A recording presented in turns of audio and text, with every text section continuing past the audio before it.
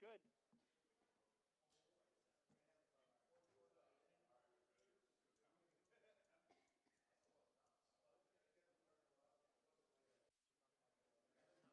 Very good. How are you? See you. Good.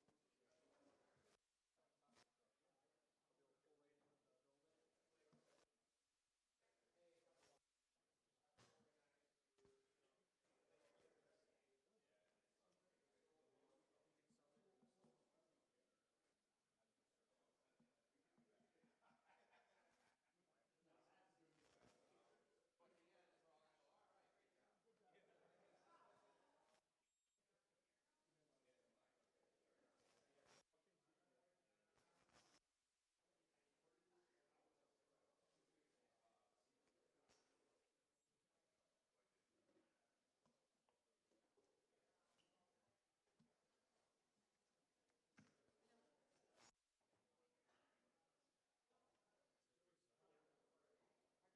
I can't eat it. Thank you. Good.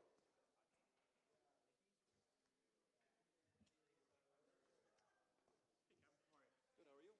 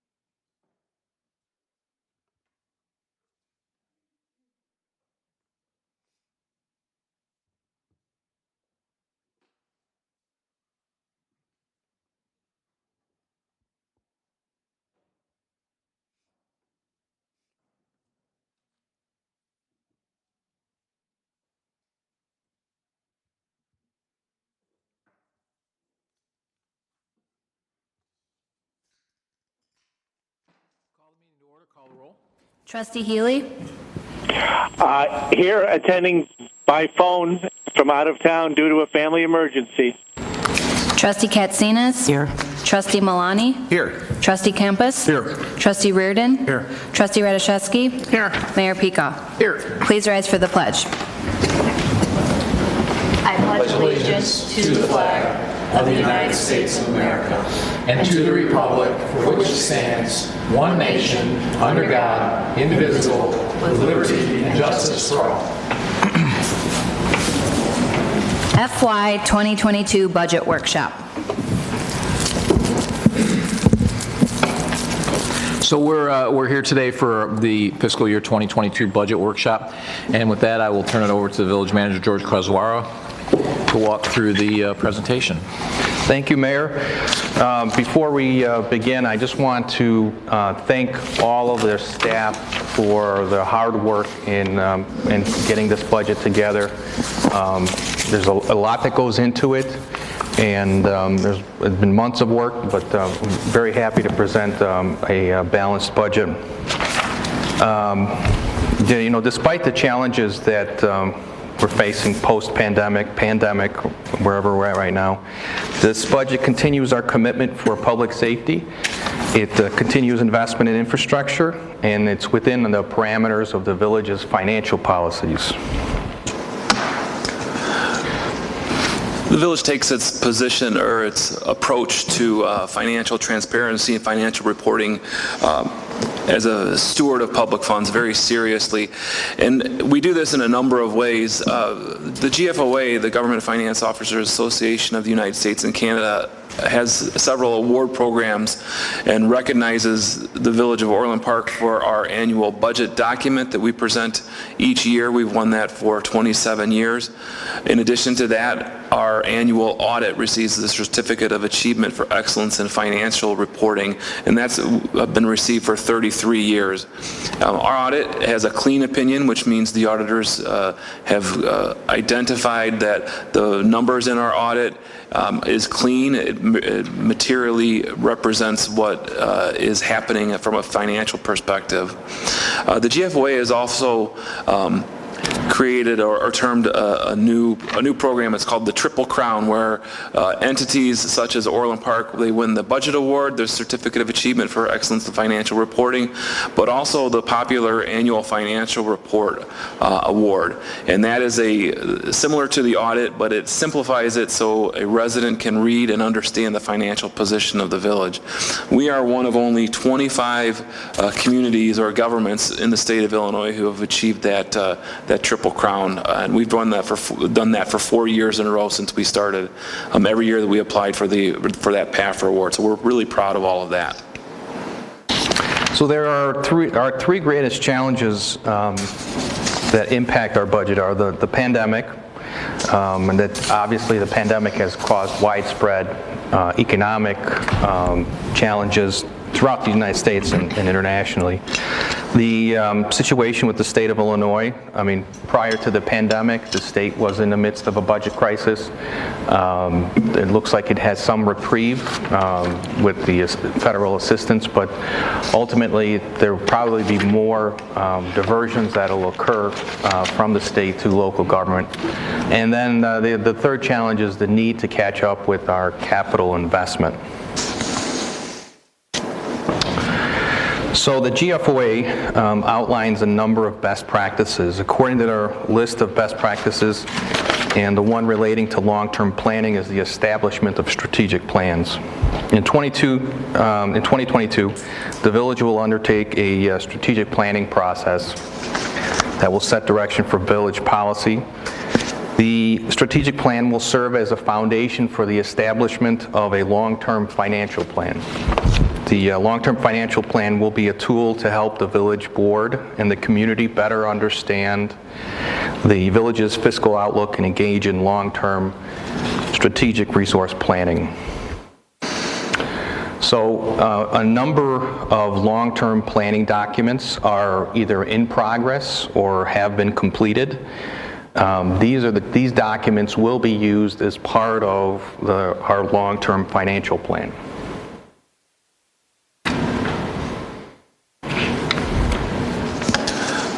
So as part of this year's budget, there again are no new revenue sources, so we're not recommending any additional revenue sources within this budget. There is a small property tax support for village services, and really the only change that is recommended is a modification to the water and sewer rates, which equals to the consumer price index. We do have a water rate that currently is in progress and will be we'll provide a rate study rates for the future. And just to be clear, this rate that we're suggesting here is less than what was originally proposed in the water rate study, so it's lower than what we had.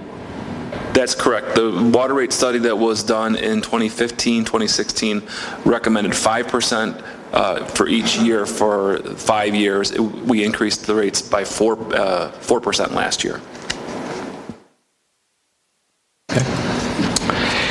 So with the challenges caused by the pandemic, a number of adjustments were made to balance the budget. So first, with personnel changes, for the past few years, the village has eliminated a number of positions. None of the eliminated positions have been sworn police positions. Throughout 2021, a number of full-time positions were removed or added, with some work being outsourced where appropriate.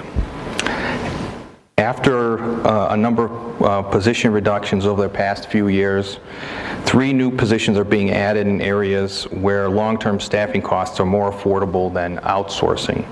This year's budget includes the addition of 1 full-time fleet mechanic, 1 full-time IT applications systems analyst, and 1 full-time building plans reviewer.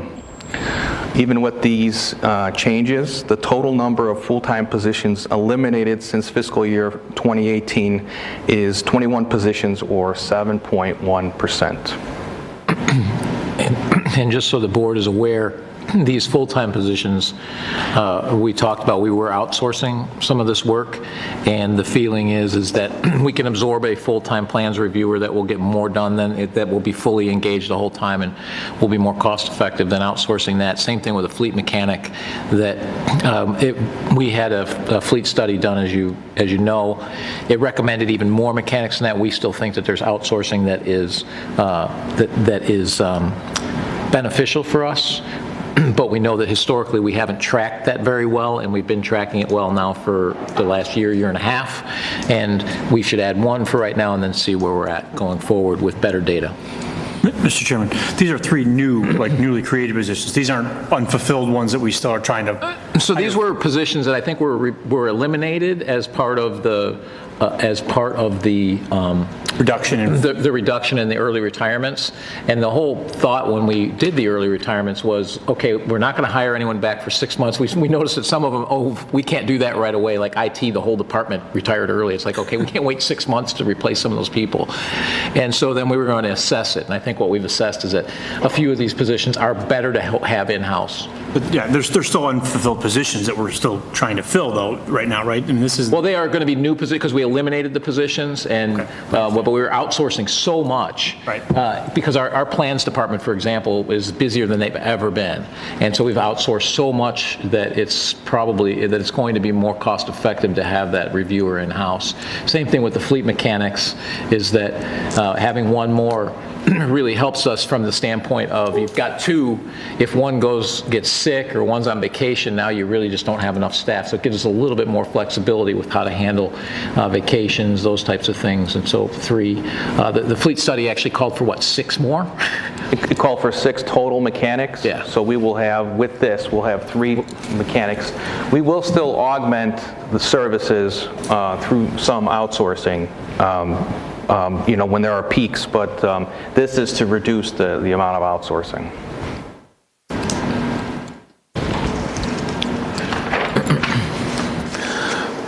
So the village does have a fund balance policy, and the fund balance policy is in place in order to ensure we have appropriate cash flows. We have some irregular, erratic revenue sources such as property tax revenues and things like that are the fund balance helps us manage the cash flows throughout the year. The village policy is to maintain a 20% fund balance. We do have a target of 25%. So this budget continues to keep the fund balance above 25%. As a matter of fact, we're projecting to end about 28% at the end of 2022. In 2017, there were a multi-year forecasts that projected the fund balance to be at about 2% right now, and going to negative in 2023. So all of these changes have moved that needle quite a bit. Last year, during the budget process, we had some lengthy discussions with our financial advisory firm, PMA. We also reaffirmed our policy for issuing debt for needed capital and when it's appropriate. Also to structure payments of debt, factoring in existing and future debt repayment schedules and things like that. This year's budget does include the issuance of another $12.5 million to fund capital projects. At the end of this year, at the end of 2022, we will have approximately $66 million in debt outstanding. Just about 5 years ago was over $110 million in outstanding debt.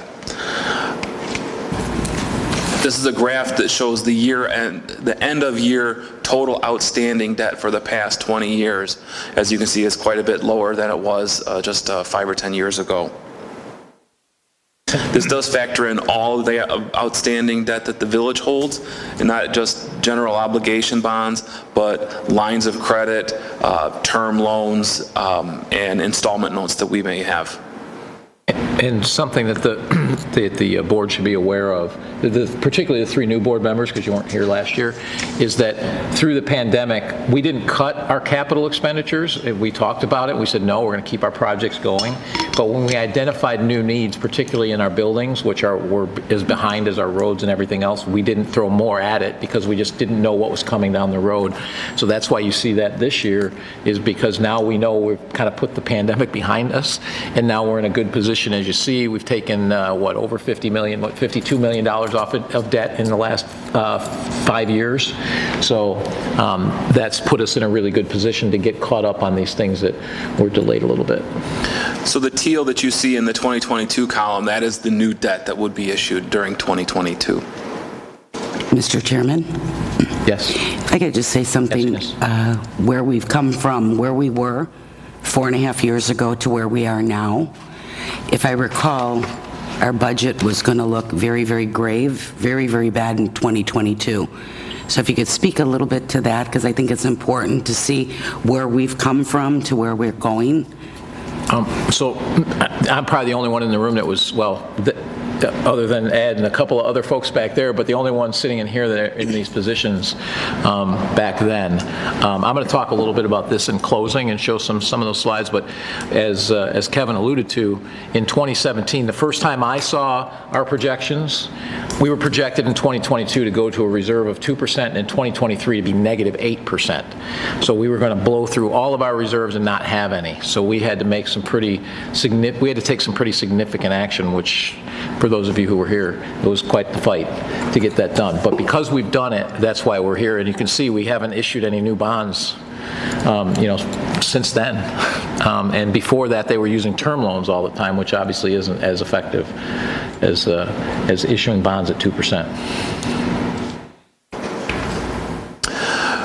This graph shows our future debt service payments.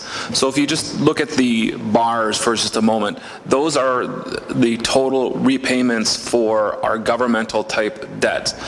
So that includes property tax funded, home rule sales tax or TIF funded, or debt that's repaid in the capital projects fund.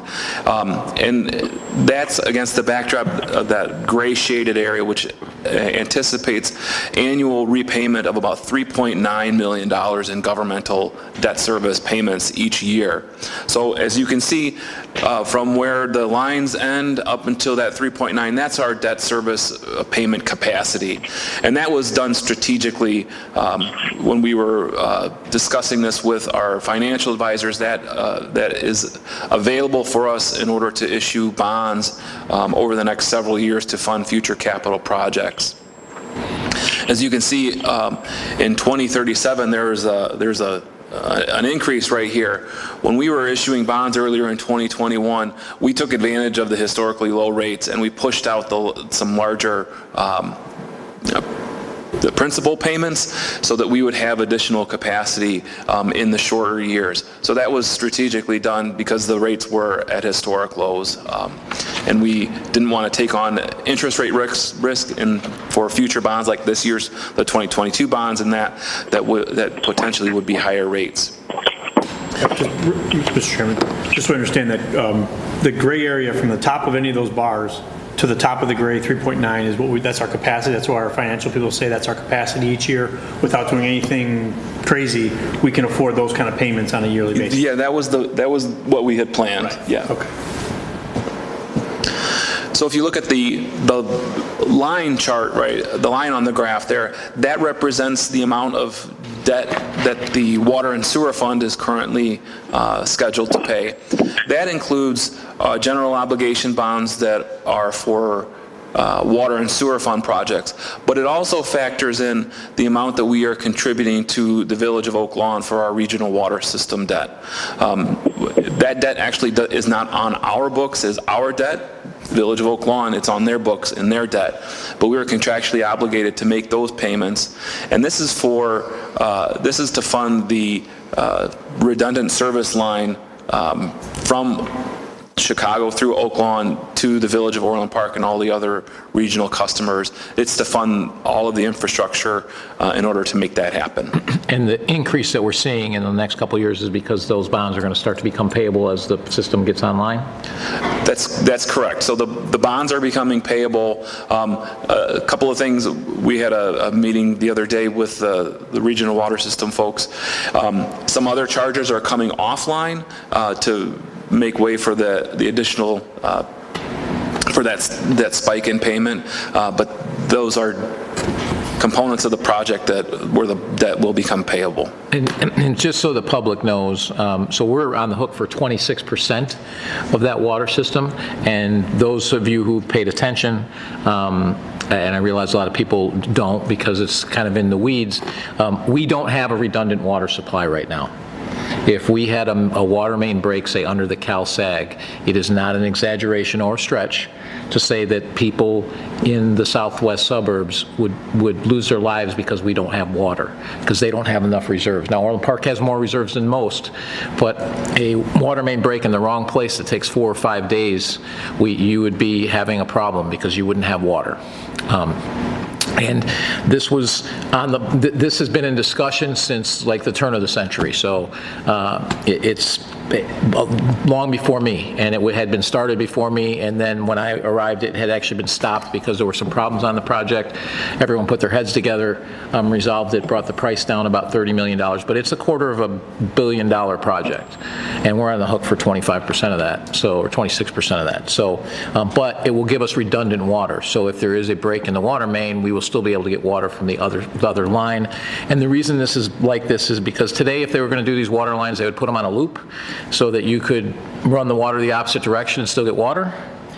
Back when these were built, they didn't do that, so it's a line that just goes out, so there's no loop, so there's no way to get the water the other way. So this will, it's unfortunately, it's very, very expensive, but not nearly as expensive as not having water. So that's why all of the communities agreed to do this, and that's why it's going forward. So you are going to see in the future, some increase in water bills per month because we're covering those costs, but it will ensure that you have a safe water supply, which is what we're all in favor of.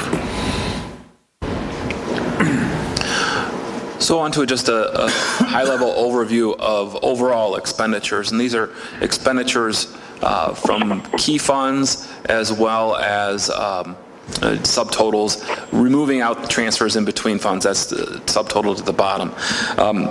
Overall general fund expenditures are planned to increase from 2021 to 2022, as we have included resolved several collective bargaining agreements. We've also put in additional capital spending, specifically in the general fund, as well as moved some what were operational expenses in the capital projects fund, moving that from capital projects fund, for example, into the general fund. That really makes more sense as an operational expenditure, and I'll talk about that more in just a few minutes. Capital spending will also increase from about $23 million that was planned to about $47 million in 2022.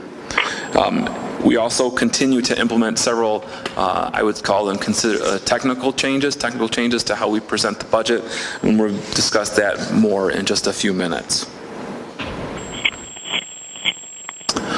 On the revenue side, general fund revenues continue to are very strong, and this is mostly due to our strong sales tax performance that we've had this year, strong economic activity in the community. Also, we're projecting our Recreation and Parks Fund to continue to rebound and have some strong revenues for their programs and activities.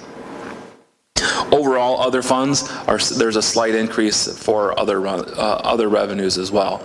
Bond and loan proceeds, as we mentioned earlier, we're projecting about $12.5 million for 2022. And when you see that in 2021, the projected, that includes several of the the bond refundings that we've done throughout the year. That's not new money. The new money is still It was the restructuring that we did. Yes. Yeah.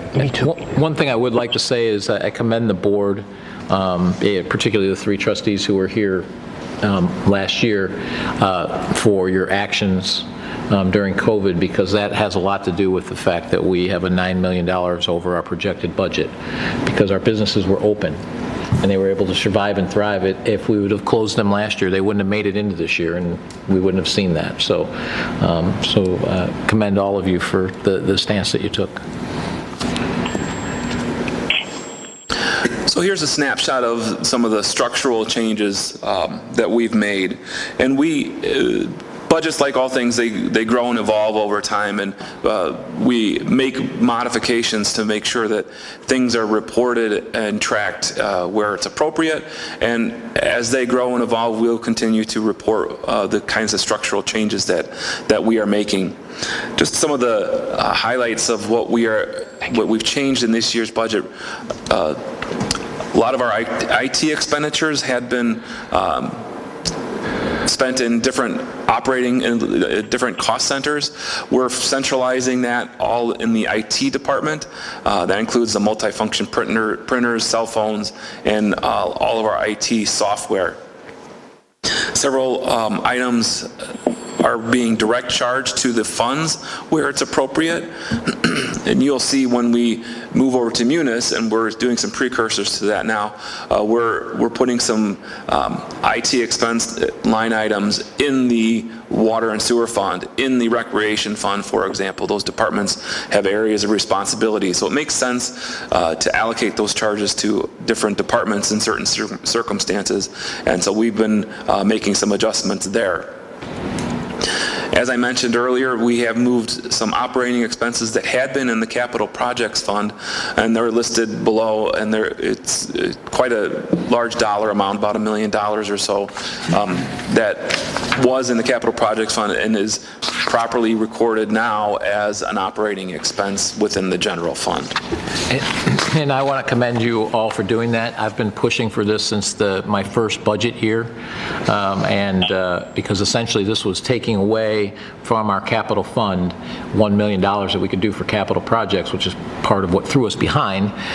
The reason it didn't get done last year is we had a new staff and we were focused on COVID, to be frank, and so it really wasn't a priority to get that moved out. But with the new finance director, new village manager, we've made sure to get those moved out so that we actually see transparency of our operating budget and don't confuse our operating. I mean, maintaining LaGrange Road should not be part of our capital budget. It's a maintenance cost, so it's part of our operating budget. So that'll be much better for both management and for transparency. So this year's budget does contemplate the use of some general fund balance to support some of these capital projects that we had mentioned earlier. Funds in excess of 25% are available for capital projects. As I mentioned earlier, over 28% is projected ending fund balance. Recreation fund, we're anticipating ending fund balance of about 6% at the end of 22. And other critical funds, capital projects fund, home rule sales tax fund, those really are not operating funds per se. So we typically end those funds with smaller amounts of fund balance. They're not operating expenditures like in the general fund. So the proposed tax levy continues the village's goal of minimizing the impact of the property tax. So the village anticipates continued increases in the village's EAV from new development such as Orland Ridge adding to the tax rolls. As a result, it's anticipated that the property tax rate will decrease by approximately 1% with the proposed tax levy. Overall, with the proposed tax levy, the property tax rate has decreased 29.58% from 2016. At the end of this evening's workshop, the board will be requested to approve the tax levy determination. So once the tax levy is determined at tonight's meeting, the village board can set the tax levy equal to or below the maximum amount, but it can't set the tax levy above the maximum amount. The actual tax levy will be approved at our December 20th village board meeting. Okay. The library levy, am I reading this correctly? It's going up by 9.23%? That's correct. The library board has approved their levy request. Because it's a municipal library, their tax levy flows through the village. So their operating levy increase is 4.25%. They have to levy for their final payments for some bonds. So with those increases, the total levy for library would be a 9.23% increase. Mr. Chairman? Trustee Malani. I was actually going to ask the same question on this, because if I remember correctly, last year, they also had an increase of 3.5%, and I looked back the previous 3 years, and there was an increase as well every single year. Do we have any insight as to why it is increasing? Any insight? They did not. Or is this just a number, they give it to us, and then... Yeah, they did not provide me with any description or explanation specific to the increase. And maybe this could be an attorney request, but since they are a municipal library, the Local Library Act affords them a lot of discretion on their tax levy requests, and it affords the village kind of limited discretion on what can and cannot be approved. Right. If they were a district, they would have to have their own tax levy, but because they are a municipal library, their levy request has to come through us, and it's almost a pass-through. Okay, yeah, it's just interesting because, they were closed for almost 12 weeks last year. There had to have been some cost savings there, but yet now we're looking at an increase in our tax levy. So, just curious. Is there more than one building? I'm sorry? I'm just asking, is there more than one building? More than one what? Is there more than one library building? Right. So it's kind of a rhetorical question, but it's, if you look at your tax bill, it's like 55% of the village's levy Right. is from one building. All right. Not good. Thank you. In my opinion, but obviously we don't control the library board. Right. So, Mr. Chairman, Trustee Healy? I just wanted to say I concur entirely. Thank you, Trustee Healy. All right, just want to go on the record. He can't control it either, I don't think. So the operating budget provides access to general financial information for the village. It contains the estimates of total resources and estimates on appropriations. Each fund and anticipated revenue and expenditure budgets are described within the operating budget, including the explanations for major increases. But then the second part of our budget is the capital budget. So for example, the resurfacing of a street or flooding improvements are just two examples. The capital improvement budget also displays the anticipated funding sources and financial plan for the project. The annual street resurfacing program, combined with other roadway improvements, total over $12.4 million as part of the proposed budget.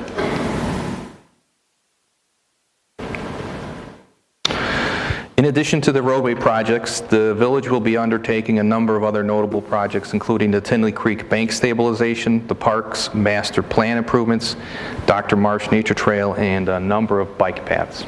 And I'm just going to go back a slide real quick and make a point here. The roadway study in 2018 called for an increased spending in roads starting in 2018. The board at that time blocked that. It was on a 6-to-1 vote. They blocked that. The new board, again, thank you for stepping up right away. First meeting, we increased that spending. Because we've done that, we're going to get caught up by 2023 because we followed that plan. And as you saw, we were able to do that while still taking a lot of debt off the books. So great job to make that happen. And then flip to the next slide. these are some of the projects, I think, that were, two of these projects were projects that were kind of inherited by all of us on this board. So I believe the Tinley Creek Bank stabilization goes back to, what, 2014? Is that accurate? 2014? Yeah. And the Dr. Marsh Nature Trail was an agreement back 5+ years. Yeah, before that as well. So that's what, between the two of them, about $5 million in costs to the village. That was basically pushed down for future boards to deal with. And the Tinley Creek one in particular has almost doubled in cost as well, correct?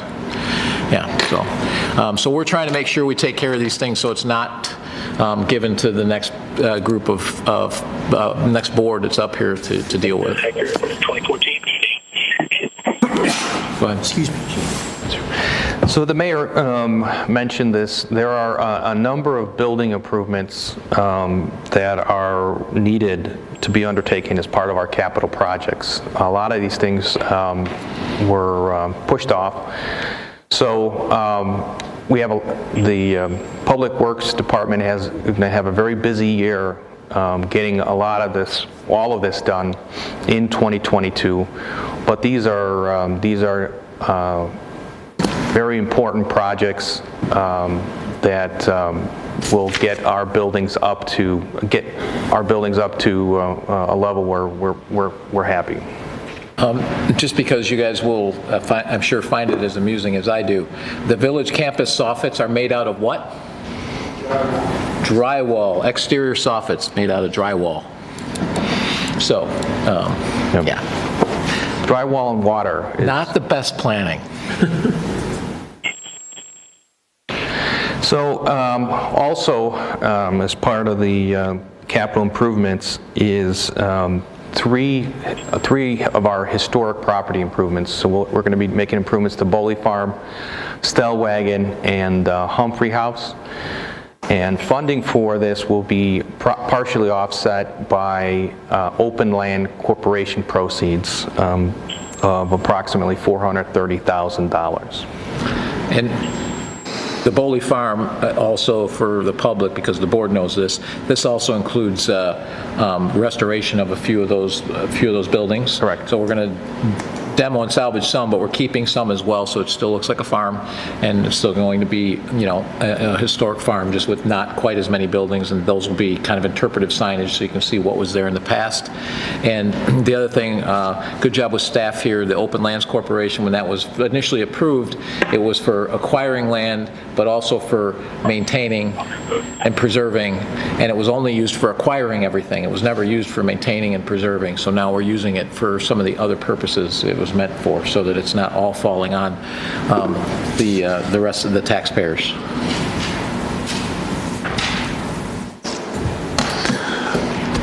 As you know, the village invested heavily in technology projects over the past couple of years. So this year includes these projects that are continuations of those existing projects. So these are not new projects. We're finishing up on the ERP side. We're finishing up financials in the first part of 2022, as well as rolling out HCM, the HR and payroll modules, as well as the permitting modules, and then utility billing will be a couple years down the road. But these are all projects that are currently in flight. Mr. Chairman.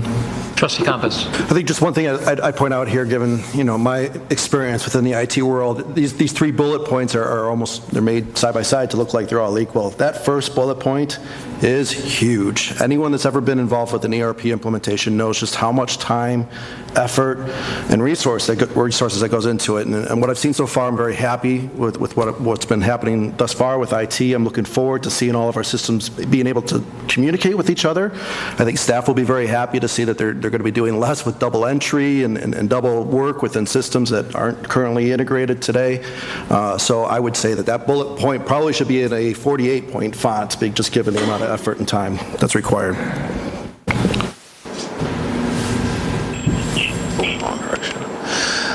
Vehicle replacements. We are planning to resume replacement of the village's fleet based on results of the fleet study.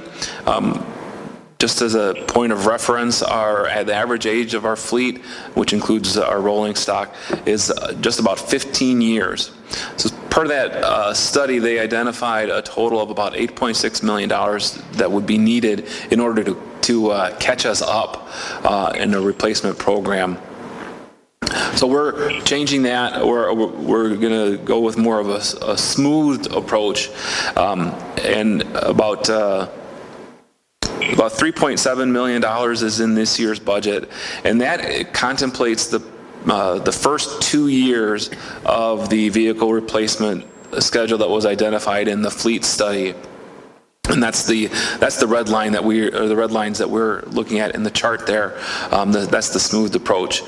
So what we're planning to do, because of the supply chain issues and the long lead times for vehicles, we're anticipating ordering the first 2 years of vehicles. We believe that we'll get some in 2022, but more than likely get the majority of them in 2023, just because of the long lead times and all of those. For those types of purchases. Vehicles will be purchased using from the Capital Projects Fund, as well as the Water and Sewer Fund, to pay for vehicles that support the water and sewer infrastructure. And something that's important on that slide, you can see the big bar on the left. That's how much it would take to catch up and get our vehicles up to speed right now. If we were to do that all at once, which obviously we have the borrowing capacity to do, we would just leave ourselves that same balloon in 6, 7, 8 years when those vehicles need to be replaced again. So just like our roads, where we couldn't fix them all at one time, we had to do it over like a 5-year period. Just the same thing with our parks. It's the same thing here, so that future boards aren't jammed up with massive expenses in 1 year. So we have to get into some kind of a regular cycle with these. So that's why we're smoothing it out. Mr. Chairman? Trustee Malani? Just a quick question. I mean, I looked a little bit through the fleet assessment results and the spreadsheets. It's a lot to kind of digest in a short amount of time. I'm just curious, what is going to be the determining factor for how we're going to place it? Is it age? Is it mileage? Is it a combination of both? So the determining factor is going to be formulaic. It's the optimal vehicle replacement cycle, and so our Mercury associates, they gave us their optimal replacement cycle. We had previously done one as well, and now what we're going to do is we are going to reconfirm their model in-house to make sure that their optimal replacement cycle is correct. As the mayor kind of mentioned already, we are now tracking this information much better. We're currently working to recruit a new fleet manager. So that person's going to come on board. We're going to have some real life data. We're going to have 2 years of vehicles that we're going to purchase, so we have some time to get our formula correlated. But it's not just how old it is, and it's not just mileage. We want to find that perfect sweet spot where we can still we get the most out of that vehicle and get optimal residual value for that vehicle. Yeah, and so there is a lot in that report, and a lot of it's good, and I think some of it maybe is not as accurate. It might be directionally correct, would be the way I would put it, but it's hard to be accurate because we don't have great data. Right. I think historically we don't have great data, and we've just now started getting that recently, last 12 or 18 months, so as we get that data, we'll have it. I think it's pretty obvious for our team which vehicles kind of need to be replaced first, so they have a pretty good start on the first couple of years. I think it's also going to be obvious which vehicles we don't need, because we've had some fleet creep. We've got extra vehicles we don't need, probably with 20 to 30 of them, so we'll get those out of the fleet. And then by the time we get to the 3-4 years from now, we'll start to have better data, and we'll be able to make even better decisions about how to prioritize this stuff. So we look at the vehicles that we're scared to take in for service because they'll actually be costing us more to service it than it's worth. So we focus on those first. Correct. The vehicles that have a full tank of gas, that's the value of the vehicle, is the gas in the vehicle. Right. And then with the AVLs, I mean, we'll actually be able to get more data in the future on our vehicles and be able to kind of keep this. Yeah, and then the pre and post checks that the AVLs will afford, that's going to be a great feature as well. All right, thanks. So before we turn it over to the departments, just kind of an overview of next steps. This week is the budget workshop. Then on the December 6th is going to be the resolution by the board to publicly display the proposed fiscal year budget. So we'll have the back and forth during the workshop, and then we'll make some modifications undoubtedly. So the version that you folks will be approving on December 6th will probably change a little bit. And then the final formal approval of the budget and the tax levy will occur at the December 20th meeting. So with that, I'd like to call Joel up, and he will do Public Works now.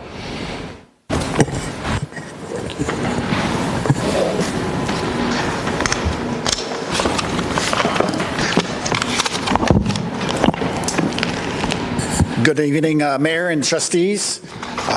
First, I would like to introduce some of my teammates, my staff here. The first person is the new Assistant Director of Public Works, Brian Fye. Brian, can you stand up? Hey, everybody. Welcome to the new role, Brian. Brian was actually the street operations manager, and he has fleeted now to be the assistant director. So now we do have to go out and get the new streets operations manager.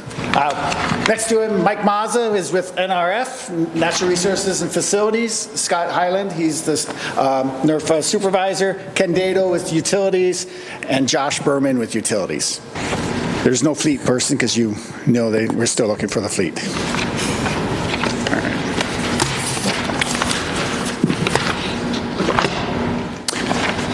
In our administration, I just want to highlight that one of the roles we kind of picked up was contracting and invoicing. We're doing a lot more of that. So the administration staff is working to have a smooth contracting process with finance. A couple other things. We have a GIS support person. She just put in her resignation this week. Her husband's taking her away into another state, so we'll have to fill that void as well, which is unfortunate. She was an excellent employee, but we wish her the best. So she'll be working to the end of the year. Lastly, we're working on our accreditation process, becoming more formalized and organized as an organization, and we'll continue to do that this year into next year. In Streets Division, it's all about, in Public Works, it's about maintaining things. And in order to maintain things, you must assess it. You need to know where you have to fix things. And so over the past couple of years, we've done that. We've assessed our roads, and we've developed our road improvement program that George and Kevin talked about. We then further on developed this with the staff, signage. How's our signage? Both street signage, traffic signage, and then we're now assessing sidewalks. And we're going to be doing that. And then last, we looked at improving our snow plan, making sure we have a good snow plan for the winter. With that, this coming budget cycle, I just want to highlight that we are approaching the snow a little bit different. We have a hole in essence. We just don't have enough employees to cover around the clock. We saw that hole in the PM shift, as we called it. And so we used our CDL drivers to help support the streets. And we're actually contracting in this budget for snow operations in the parking lots. We've actually kind of reduced some of those parking lots in the metro lots. Today we put the signs out letting them know because of the reduced ridership, and kind of pull that back a little bit so it just be enough spots for the ridership there. But this budget cycle we have some costs with that. Also, we also have contract support when we have heavy snow. A lot of snow, our cul-de-sacs, we can't keep up with them. We're bringing in some contractors to support us for the big events that we have every year. Also, I want to highlight street holiday lights. They're up every year, they're beautiful, but the wind does take a wear and tear on them, and some of the frames break and the lights. So we do have some that we have to repair in the budget cycle for this year. And then we'll also be looking for some replacement of those lights in the future.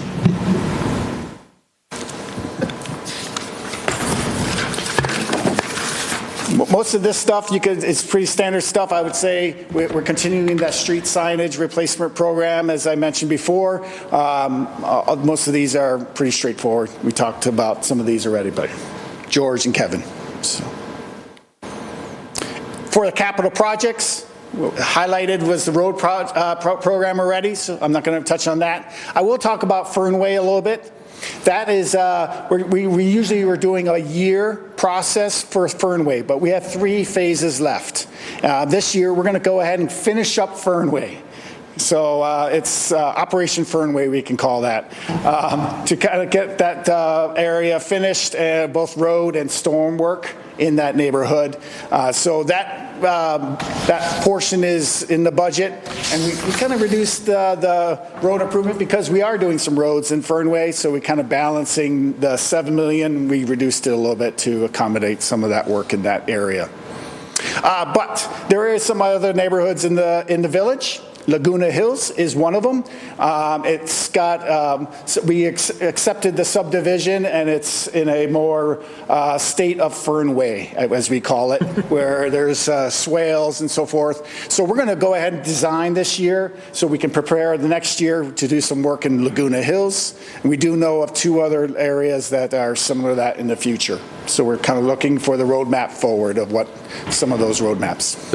I think the residents of Fernway will be happy. I think they will too. We've been getting positive responses, I think, for the areas that we finish, and they're anxious to kind of see that last bit finished up.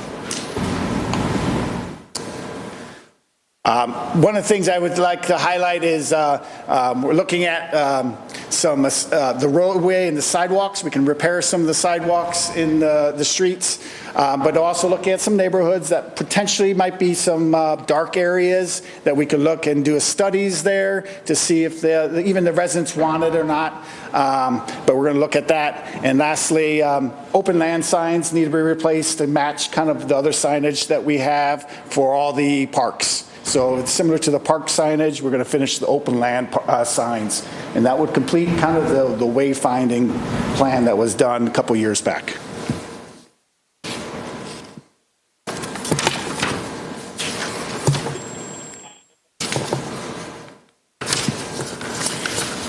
In vehicle and equipment, I think we've touched on everything on this already. We're adding the one mechanic that was mentioned.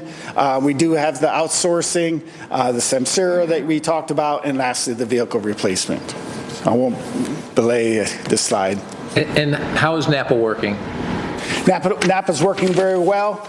They're in our shop, and they're supporting all our needs for the vehicles. We can expand that in the future. We're working through the details of how, if other departments want to use Napa in the future, but we just have to work out the kinks of the how to submit the request and then make it smooth transition with finance. We're working through that. This first quarter, they should give us a solution. Saving us money as projected?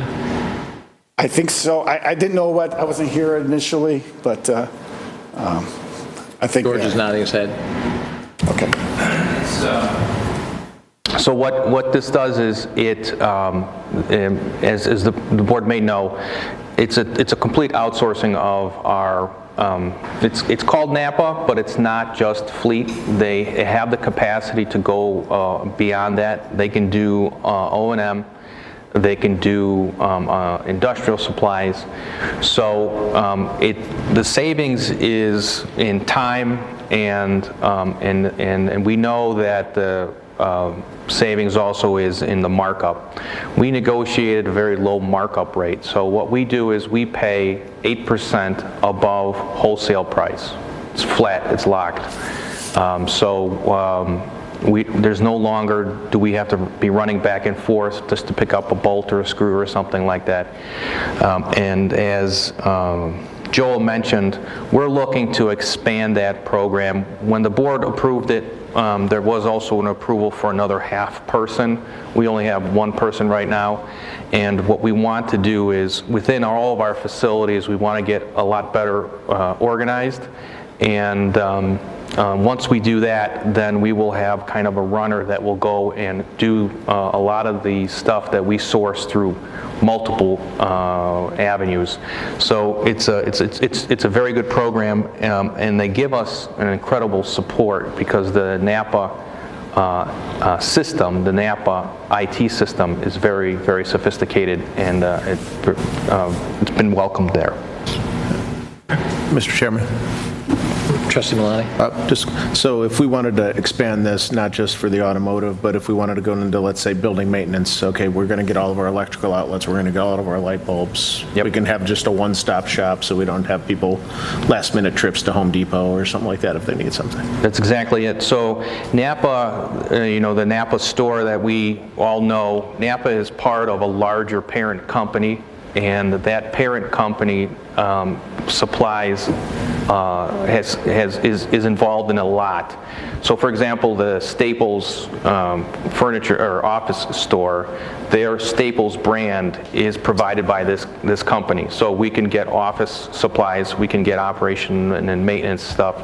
So we want to get it to the next phase where we would have the runner and the NAPA vehicle going around checking our inventory.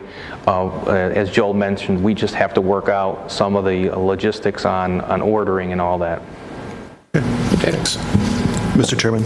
Trustee Compass. So Joel, just looking at fuel and knowing that's very topical right now, can you just give me a little bit of high level, how you do the basis for that, or what's your confidence level on the current budget for fuel?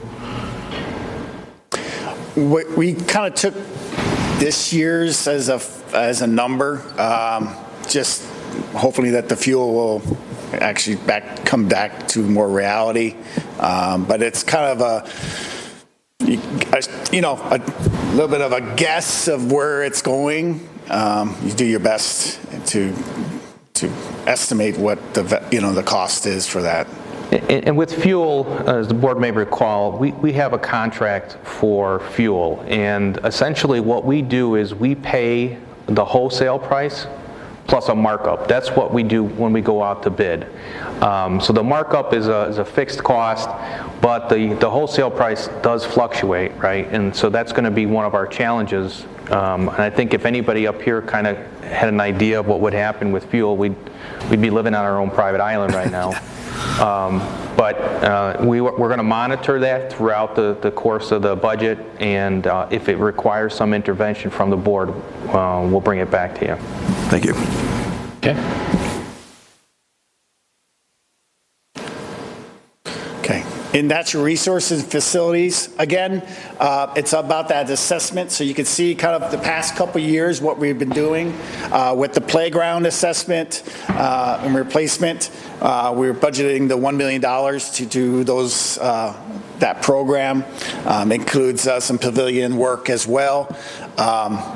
In 2021, though, we started our tree assessment as well in the parks. To understand the health of the trees, the age, the condition of the trees. But we also did the facilities, and then also our facility preventive maintenance, and then a master plan. So all those things are setting us up for what you heard earlier about all the projects that the natural resources facilities will be doing this year.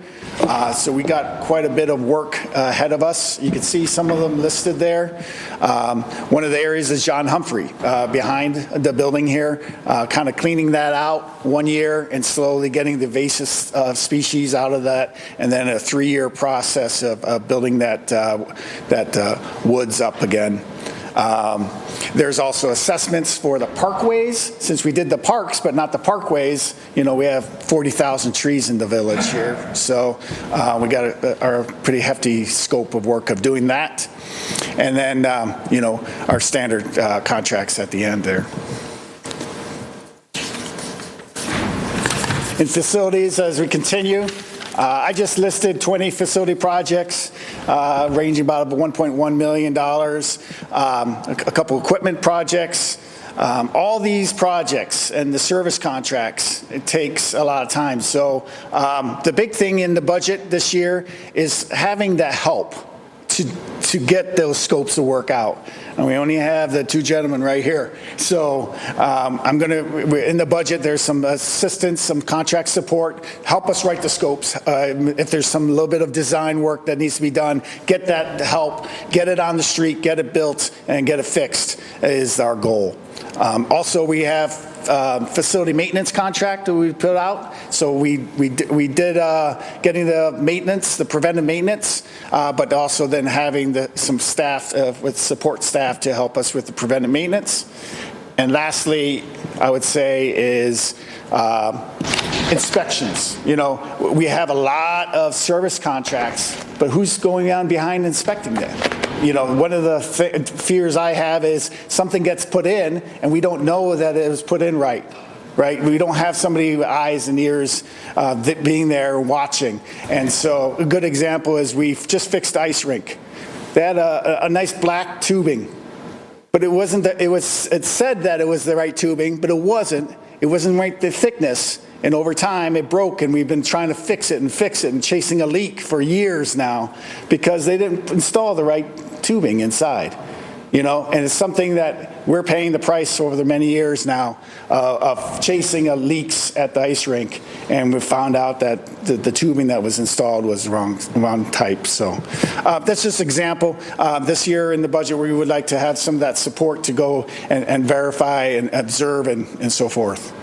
The last thing I would just say is with Natural Resources, they support all the recreational projects too. So that includes Sportsplex, CPAC, and Civic Center. So they're covering all those buildings as well.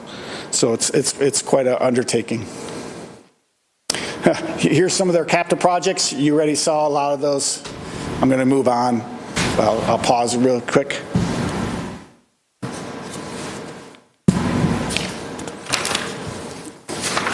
A couple of them here are highlighted that are part of the recreational budget, but they're actually overseeing those projects in the CPAC. There's some evaluation is being done on some slides that potentially we may have to replace because of the age and their condition.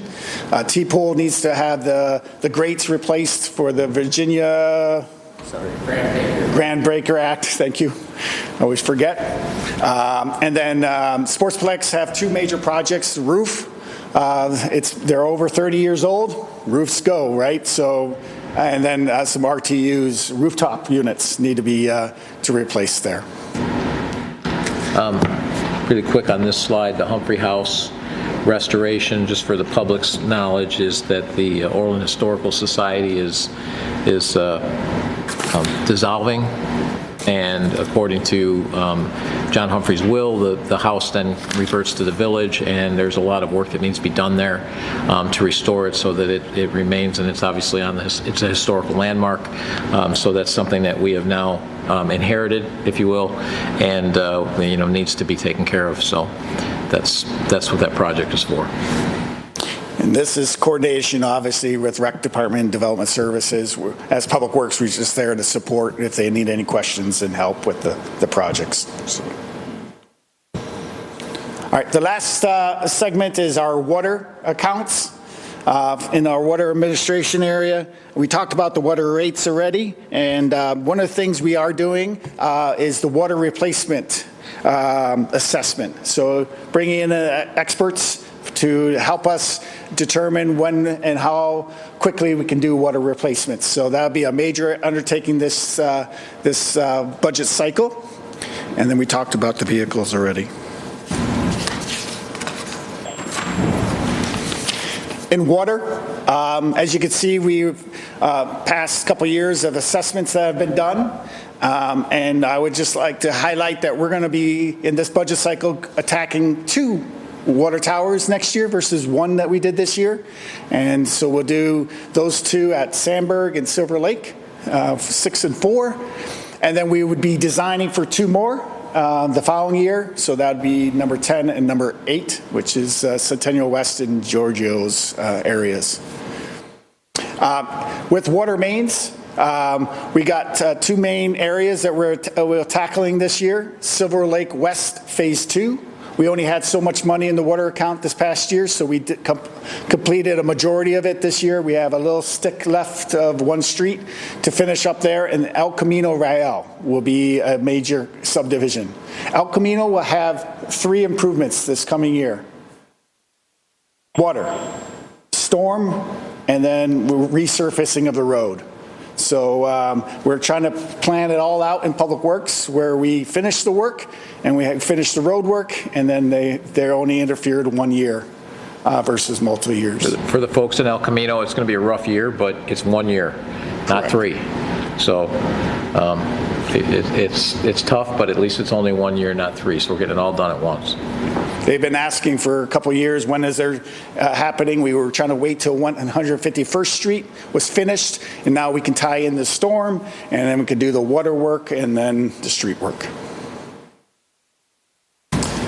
We have a couple listed. I just will highlight those. Water pump station, the main pump station has some pumps and drain areas that we have to work on. And then I like to call it, we have some fire hydrants that we want to have a fire hydrant painting program, about 500 per year. And the Storts Hydrant Connections is one of our staff worked with other villages and found that these quick connects that are excellent for the fire department, so they can connect to the fire hydrants faster. So fire hydrants was looked at, and I appreciate the staff work on that. In sewer, it's infiltration and inflow. We do this every year to reduce the amount of water into the system. So sewer lining, televising, smoke tests, finding those areas out, and then fixing those. And we have a few lift stations that we're also working on. And lastly, storm. Our study for flood was completed in 19 and 21 last year, or this year. The storm maintenance plan was completed for the basins. These are dry and wet basins. And so our program this coming budget will be to having some of the best practices to identify the most critically basins that need work at. But also there would be concrete structures, weed control, algae. We can look at those basins and be focused on those this budget cycle. And lastly, we will stock a few with some fish for the residents so they can fish. Yep, that is not a Fish Fry Friday. But maybe you can just mention the cycle that we're going to follow for restocking some of our ponds. Yeah, so initially we'll stock it, and then we'll do a more spread out approach to have a more manageable program for stocking of fish through the different ponds. So this initial spike will be to kind of get them into the areas, and then we'll put them on a 3-year cycle. Yeah. With that, that concludes my presentation. I'll take any questions maybe that came up in your mind when I was talking, or my staff can jump in too if you want a question, if they have any. Mr. Chairman. Trustee Radishevsky. Joel, thank you for your presentation. You guys definitely have a lot of projects going on this upcoming year. You've been very, very busy. I appreciate that. You mentioned something about the snow removal, and I want to say thank you, because people, the public, they may not be paying attention to fleet replacements or that type of stuff. Everybody notices if their snow's removed or not. And last year we were just pounded with so much snow that happened all at once. So I like that you're thinking through some additional solutions to that. You mentioned something about a light study. Could you elaborate a little bit on that? The light in the neighborhoods? Yes. Yeah, so we looked at the neighborhoods and looked at where the layouts of the lights were, and there were some neighborhoods that potentially could be a dark spot. Maybe the light was at a corner, and then at another corner, maybe in between a long block, might be very dark. and that might be an opportunity to look at a light there. If do a survey with the neighbors and see if they're all in favor of it, and then potentially we would put a light in maybe in the mid-block range to provide security or additional neighborhood functions or whatever. No, I like it. I mean, I think, having it better lit, it just helps with safety. So, that's concerning, and I'm glad that you're thinking about that. Who would be conducting the study, and when would that take place? Like, how long would that be? But we have on the GIS layer all the lights laid out, so we can look at geographical, how far a light can project its array, and we have identified a couple neighborhoods that Brian and his team has done a potential dark spots, and then we're going to kind of do a survey to see first, and then we'll look at the potential where we would pull the wire from to light that spot. Thank you. Thank you, Joel. Next up is Recreation and Parks.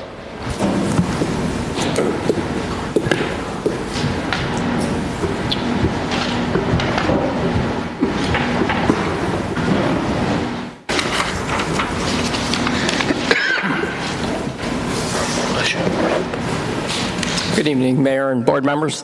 I'm pleased to present tonight proposed budget for the Recreation and Parks Department.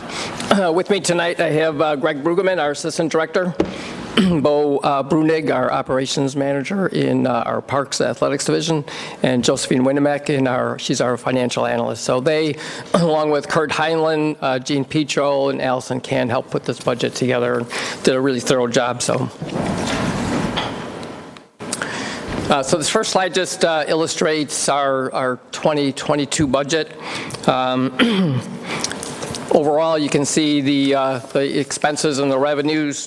This budget includes our 4001 account, that's our administration account. It includes programs, includes our athletic fields, as well as our pool, Sportsplex, the Orland Park Health and Fitness Center, and the Civic Center. So this is all included in this budget. In 2021, or in 2022, we are looking to continue to reduce our expenses from 2021. As a part of that, we're hoping to reduce our subsidy. So one of our goals is to reduce the subsidy on an ongoing basis, but again, starting here in 2022. Also in 2022, we're looking at expanding sponsorship opportunities. I'll go over some of those a little bit later, but those will be in special events, facilities, and programs. This budget does not include the Taste, special events, Stillwagon Farm, or the John Humphrey House. I know Joel touched on some of those things. This first slide is our Taste budget, and in the Taste, there's an overall increase of about 5%. The majority of that increase really is wages, so the Taste is really highly dependent on staff, so we have a lot of part-time staff and full-time staff. One of the goals is really to utilize more part-time staff in 2022 and try to reduce the overtime, so we'll be working together with our Athletics Division, our Public Works Division, to try to reduce that overtime. One of the things that could happen next year is that rental supplies could be a little bit higher than you see there. Our contract for 10 stage and some of those other things has come up or has come due, so we'll be going out to bid for that again. So that could be a little bit higher next year. Continuing the Taste, you can see that the revenue projection next year is a conservative $100,000. It's a little bit less than we've had realized in previous years. In 2019 and 2018, we had a title sponsor. We are working towards securing a title sponsor this year, and that could help our revenues. Additional revenues could come from higher attendance through alcohol sales, restaurant participants, those sorts of things. Additions this year, we're looking at trying to add more restaurants to the Taste. So excuse me, recovering from the pandemic, we still experience a reduction in restaurants, and that really is primarily due to part-time staff. So a lot of the restaurants were struggling to staff their own stores, and so we're unable to participate. The Kids Zone, we moved to the main grounds this past year, and so we're looking to expand that and really be more successful there. So we think that's a real key to bringing in daytime participation of the taste, so we're looking to expand that. We're going to evaluate the community stage. It has had some success with some things, but really struggles and a lot of times, so we're looking at evaluating that and the validity of the expenses that go with that. The beer gardens on the third row, where we used to have restaurants, we really want to develop that area as an amenity to the taste, so we're looking at also expanding and developing that. Some of the sponsorship features that we're looking at is trying to get title sponsors to specific areas, so the main stage, the car show, potentially the Kids Zone, and that beer garden area, so we're looking at doing all those kinds of things. As a part of the taste sponsorship next year and pursuing a title sponsor, we're looking at trying to make it a real good return on investment for that title sponsor. So we're looking at additional things like adding decals of their logo to the picnic benches, even to the surfaces, as well as the entrance and exits of the taste. One new thing that we're going to try to introduce this year, so normally to participate in the taste as a sponsor, it starts at $1,500, and that really doesn't address the mom and pops that might want to participate. So we're looking at adding an $150 sponsorship level that would allow just a lower level business that couldn't afford that $1,500 to participate in the taste and have those benefits that go with it. Special events is a different budget from our taste. There is an overall revenue increase that we're projecting next year. We think that'll come from increased participation at events as well as sponsorships. We're going to be pursuing sponsorships pretty aggressively. We've been working on our sponsorship packet for the last couple of months. This budget also includes concerts at Centennial Park West. The total special events budget is near $800,000. As a part of that, nearly $600,000 is the concerts at Centennial Park West. So should those concerts move forward, if we can secure the talent that we think would support that level of budget, then we would pursue that. Otherwise, we would go for lower level concerts. Some new things that we're looking at doing in 2022. So there's a lull in special events in April. So we're looking at introducing an event, potentially hosting it at the Civic Center. It would be a wine meets cheese chocolate type of event. We think that would be very popular. And we're also looking at doing pop-up events. So, a lot of times we lock ourselves in traditional events that we do every year, and we miss the opportunity to highlight and jump on trends. So we're budgeting some funds that we can do events that are a little more trendy, and we think that will appeal to our population and to our residents. So that would be new for next year. We had initially talked about a pub crawl.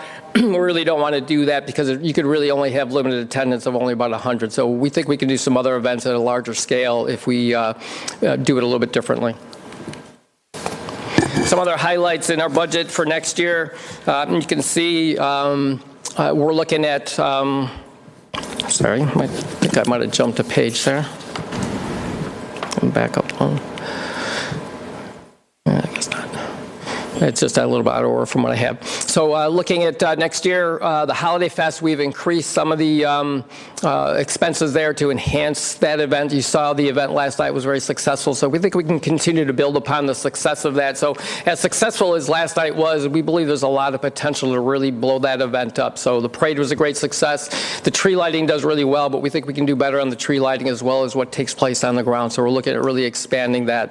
The drive-in movies, so we've done 2 years of drive-in movies. We found that last year the participation actually waned. So we sold out all 3 drive-ins, but those that actually showed up didn't all show up. So they bought a ticket and didn't show up. Drive-in movies are quite expensive, so what we're looking at doing next year is to continue the drive-in movie. We think it's a nice addition for a family to come enjoy. We see families love them, but we can also do movies in the park. We actually own the equipment to do movies in the park, and so it'd be substantially less expensive just to do those movies ourselves. So we're looking at doing 3 movies next year, but only one of those will be a drive-in. Looking over at Centennial Park West, so again, touched on that briefly. Some of the changes that we're proposing for next year is not allowing outside alcohol in. So we know that would be quite a service for us to do. We would have multi-points of service to make sure we could meet the demand.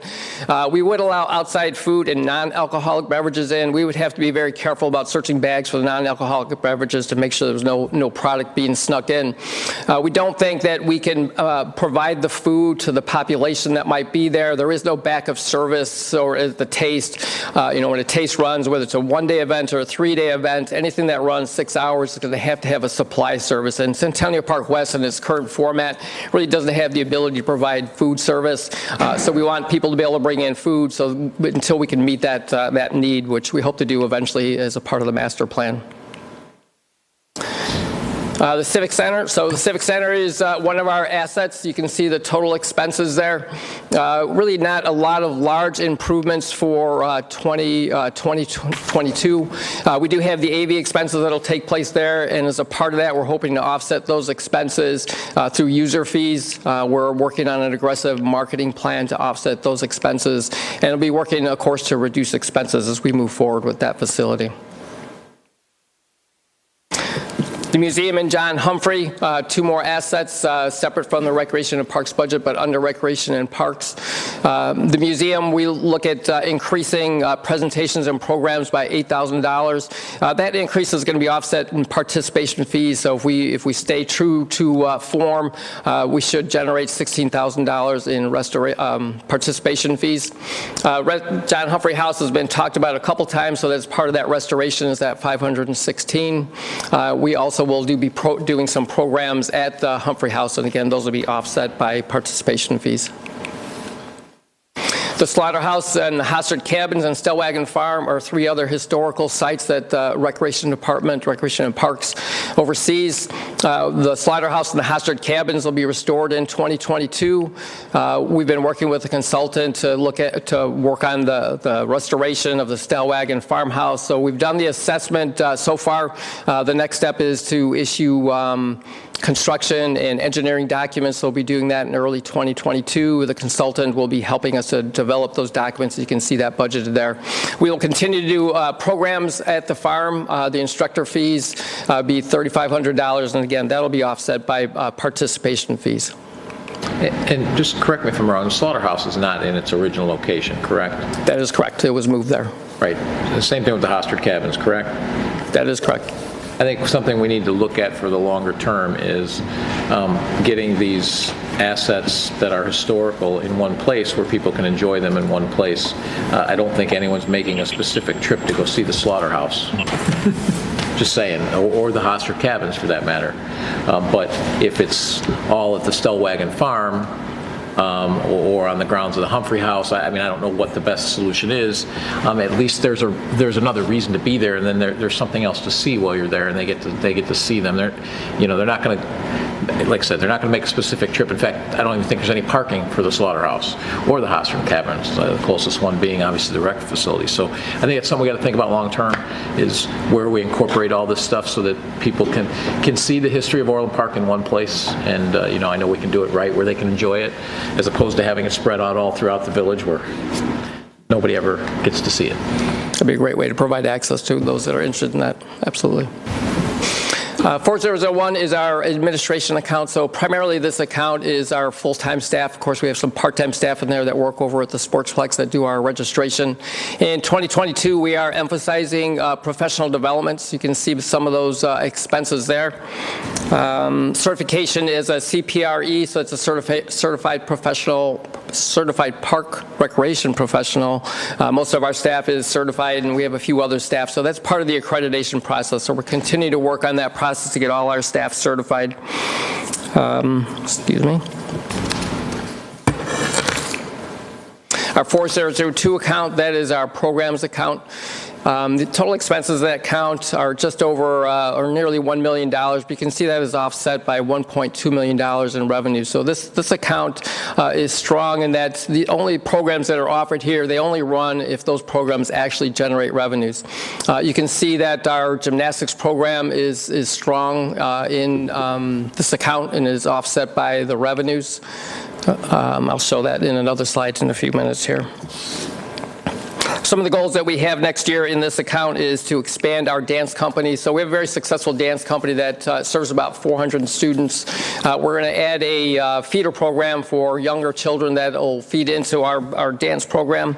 We're also looking at adding or expanding our summer camp opportunity. So we offer a fairly robust summer camp now. We want to expand that to appeal to working families that need that service. We're also looking at adding a children's theater or expanding on children's theater. Right now we offer one theater program a year, and those are very successful. All those programs or all those theater shows sell out. So we're looking at increasing that to 2 in 2022. Our athletic fields and surfaces, so these are all those baseball fields, basketball courts, bocce ball courts, all those kinds of things, tennis courts. So that's what this budget encompasses. There is a substantial amount of staffing that goes into this budget. As a part of this budget, there is Bo, who I introduced earlier. We have an administrative assistant in this budget, and then we have 5 full-time staff that do all the maintenance in the field. They do all the setups for our events, such as yesterday, all the tear down for those things. They do a fair amount of facility work, so different than Public Works, Natural Resources. They do other facility type work, for example, setting up for plays. The overtime figure you see there, really we're looking at adding $100,000 to that, and you can see the reason why. In 2021, the actuals for overtime was $120,000. In 2020, it was $108,000. So we anticipate, if it's a heavy snow season, that we would need a higher level of expenses in overtime. There is a master plan carryover, so that's that $38,000 there. So we're continuing on the master plan. We've hosted or held 2 meetings to look at 2 of the park sites. We have another one this week to look at Centennial Park. That will then go to the public for some refinement and input before we present it to the board in January. Included in this budget is unfinished court repairs. So we had initiated court repairs this past year that you had approved. Those haven't been completed, again, due to staffing shortages. So the company that we're working with were unable to complete those. Those will be completed in fiscal 2022. We're anticipating $500,000 in continued park improvements. This would include Spring Creek, Sunny Pine, and Breckenridge.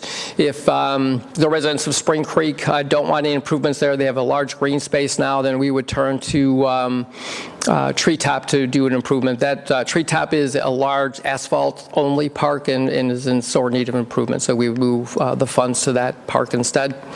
One of the things we're looking that's new next year is adding $50,000 for spring field startup. So what happens in the spring is we go from March to April, and immediately people want to use the fields, and with 5 staff, we can't get them up and running fast enough. So we're looking at bringing in a contractor to help us get those fields up a little bit quicker. A couple other expenses listed there, as you can see. As a part of this budget, and it's in the capital, is $5.25 million, and that is for the Parks Master Plan. And what that is that's construction and engineering, as well as potential starting some construction in 2022. And it's important to note that $5.25 million, that's funds from ARP and from the federal government, and we made the decision last year going into this year is to count on nothing and plan on being self-sufficient. And as everyone on this board floor knows, and most of the people in the room know, we were not treated fairly, I guess would be a kind way of putting it, from our representatives, where they gave per capita, they gave City of Chicago $700 per person. They gave Oak Park, which has got 52,000 residents, they gave them $38 million. We got $5 million. We got the lowest of any of the 46 cities. We got the lowest per capita, but we didn't count on it because we figured that we weren't going to get what everyone else got, and we weren't counting on the federal government to bail us out. So the good news is we've put $5.2 million. All that money has been put aside to address the projects from the master plan, which are new projects. So we've set that all aside to deal with those projects only, because we've done a good job managing the rest of the village and didn't need it for the ongoing projects and improvements that we do. So that's what that money is sitting there for. It's specifically so that we can start engaging those projects that we come up with through the master plan. Okay, so our 4005 budget is our Centennial Park Aquatic Center budget. As part of the pool, one of the things that we emphasize with our lifeguards are 3 priorities, and when we look at some of the expenses here, the expenses really support these 3 priorities. So the number 1 priority is safety. So we have 150 lifeguards, and they help us keep that pool safe. There is no compromising safety at the pool. The second goal is creating an exceptional perception on behalf of the village. So when we're at the pool, we are in a fishbowl, almost literally, and we're in front of a lot of people, almost 1,700 people a day, and our lifeguards are spread out all over the pool. So as we work with our staff and train our staff, we work towards teaching them that creating an exceptional perception that everything they do in front of the public matters, and it creates a perception on behalf of the village. And of course, being a Recreation and Parks Department, having fun is super important for us. So we want our participants to have fun, but we also want our lifeguards to have fun. So we try to create an exceptional environment and culture with our lifeguard staff so that they return every year, and that helps feed back into that safety goal, because if they return and their experience, that makes the pool safer. Some of the things, and Joel highlighted a couple of these, so the gel coating and the slide replacement, those are pending an inspection. There are 2 slides that are at their lifespan, the end of life. If that inspection reveals we can get a few more years, and those slides will be maintained, and as well as the gel coating. So there's some discussion of whether we really need to gel coat, not gel coat, so we're bringing in a professional to evaluate that. We're also looking at escalating the replacement of deck chairs. We've been allocating some funds, but really at a slow pace, and it's not keeping up with the wear and tear of all the chairs, and that directly affects our participants who come to the pool and are looking for a chair. That is always a commodity at the pool. Our lifeguard lockers, we have 2 break rooms at the pool, and the lockers there are rusted and really not usable. They can't even be secured at this point, so we're looking at replacing those, as well as 1 freezer in the concession stand. Some of our revenues, you can see here, we had a strong year in 2021. We're projecting a little, again, more conservative in 2022, and really it is all weather dependent. You can see the revenues in past years, and 2020 was an anomaly with the pandemic. In 2022, a little more consistent with what we're projecting next year, whereas in 2018 it was a little bit higher. So the hotter the summer, the higher number of participants we're going to get. We're also looking at increasing our daily fees next year, so that'll be an item we bring to board in the next couple weeks, and that potentially would help our revenue at the pool. The Orland Park Health and Fitness Center, so that's our 406 account. We are in the last year of the contract with Power Wellness, who manages the fitness center on behalf of the village. At the end of that contract, we'll evaluate how that center should be run. And after that evaluation, we'll determine whether it goes back out to bid for another contract. In 2022, the projected net for this facility, and this really depends on meeting the membership goal that you can see there. So the current membership is 3,278, and to reach the revenue goals, they really need to reach 3,784 members. So if they achieve that, then we potentially would achieve a net revenue of a little over $17,000, and that would include the full incentives being paid. So they have 3 different incentive levels that would allow them to earn $50,000 on top of their management fee. So that's coming up next year. We're pretty confident that they will reach that potential. Their membership is jumping quite a bit right now, and there's a little bit of change in the demographic of users. We see some younger users at the facility. So regarding assessing that, I think we need to have that discussion prior to the end of the year, because we need to know where we're at going into the budget, and we've talked about it, George, but let's have that assessment mid-year so that we can make a decision as a board what direction we want to go in. Absolutely. We're looking at on all options, too, for that. Okay.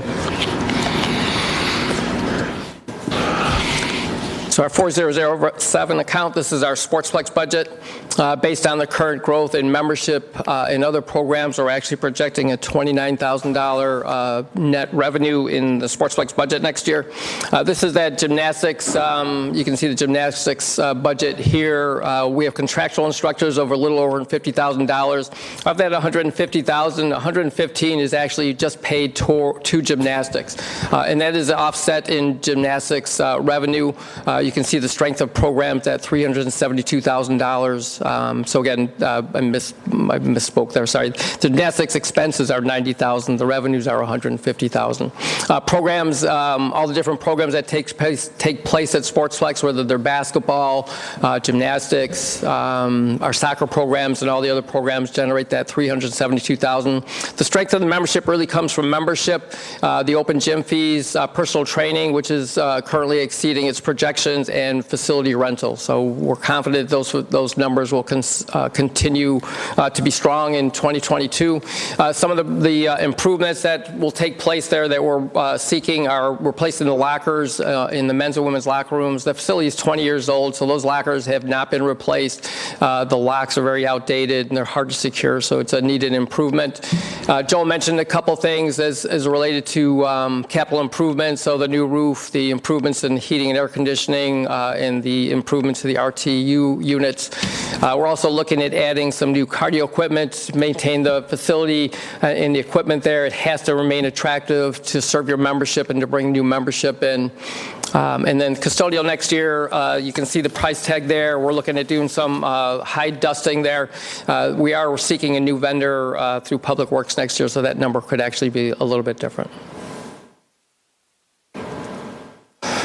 4008 is our special recreation budget. The total expenses in that budget, you can see, and most of that expense is our part-time staff. Of that number there is a substantial amount that is for inclusion aids. So inclusion aids serve all our recreation and parks programs. So there could be an inclusion aid at the Sportsplex or at the pool, and that inclusion aid comes out of this budget. So special rec supports all of that. We're looking at continuing the relationship with Ray Graham, so that'll be starting shortly, and that'll carry over into next year at that $20,000 level. Revenues next year are projected to be 8% increase over 2019, with program fees of approximately $225,000. This department is led by one full-time staff person. We have 3 part-time, they're really our key staff. They work in the offices. They really lead most of our programs. And then we have about 30 part-time staff that include instructors, aides, and bus drivers. So they lead that department.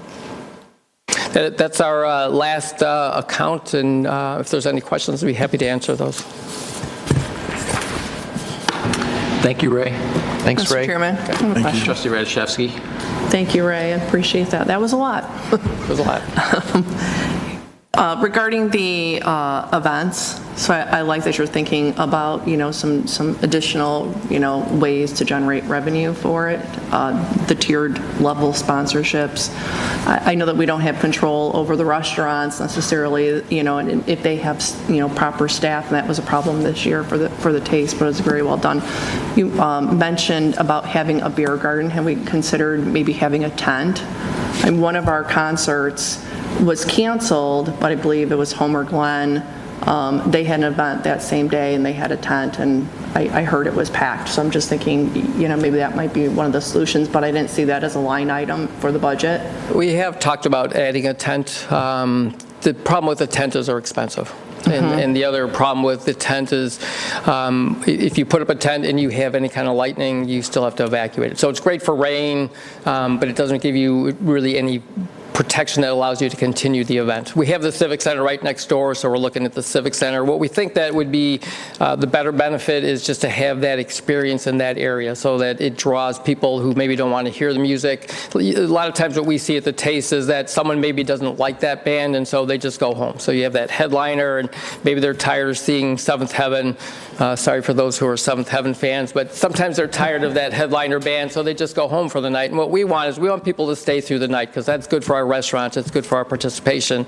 So if we create a new experience at the Taste that maybe is off the side where the bands are, then potentially those people will stay, and that helps our restaurants. Thank you. I have another question. Sure. So you had a budget item, I believe it was $5,000 for professional development. That just seemed like a really low dollar amount? The total was a little over 10, so almost half of the $10,000 goes towards our IPRA conference, which will take place in January. So we actually increased that budget to do additional things. So the state conference is a huge asset for us. It's a 3-day event. Most of us will attend between 1 and 3 days, and then we want to add to that. Okay, thank you. Mr. Chairman. Trustee Reardon. Could you go back to the special rec budget? I think it's the last one, so just one previous. Nope. Sorry, Chief. Are you looking for another full-time person? Because Nick's the only one. He's the only full-time? He's currently the only one. So that'll be evaluated in 2022 and potentially filled. Okay, so there's not a search going on right now for another full-time? Is that something that we're working with Greg Graham on?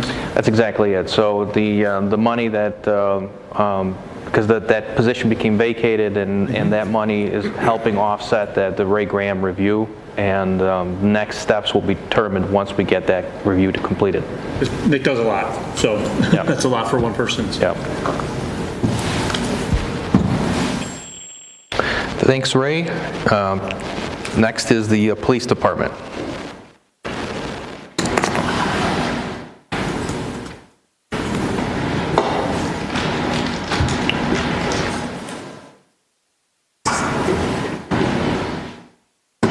Chief, you guys aren't very busy, so this is like a 30-second presentation. Got nothing going on.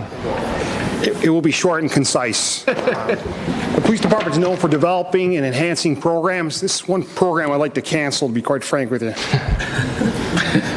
Our motorcycle unit. In 2019, we had limited use with it. In 2020, we had no use. And this year, again, we have zero use for it. And the reason why is due to manpower issues. This program is expensive for us to maintain, to train, and to equip. We currently have 2 motorcycles in our parking garage facility right now. They're not being operated. High risk, very little reward. As a result of this thing, traffic stops on busy roadways has significant risk. When we utilize a motorcycle unit, it's seasonal. It's usually good weather. We don't want it out in the bad weather. Additionally, we have 2 motorcycle unit drivers at the same time, or motorcycle users, and we can't spread the scope out. We'd like to move them further out, but they tend to ride in lockstep, and therefore when we do have an arrest, we have to call out additional resources to transport. So it's been a kind of a problem for us dealing with this issue. Does anyone have a problem eliminating this? No. Is there any benefit that we're not? Escorts, but we typically utilize our vehicles with opticons to go through the lights. Again, National Traffic Highway Safety Commission's most recent study shows operating a motorcycle is highly dangerous. 29 times more frequent that somebody will die than if somebody in a passenger car accident, 40 times more for a truck. So it's quite dangerous, to be quite frank with you. We feel that we're just as efficient and effective the way we're utilizing our units now, as far as wolf packs, utilizing our undercover squad cars in that form and fashion. So I think the board just gave pretty much consensus to... We'll move on. Thank you very much, Mayor. Hopefully you'll give me consent for this one too. Okay. Outdoor warning siren system modernization. Currently we have 1980s technology out there in the field. What we're looking to do is enhance this thing. As the village has grown, our system has not. We've had some underserved areas here.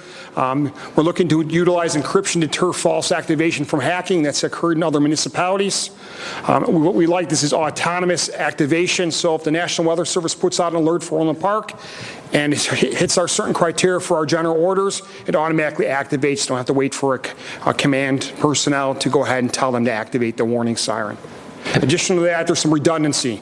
Currently, we have 14 warning sirens. Just last year, we had to replace a warning siren, and then this year again. So planned obsolescence is here.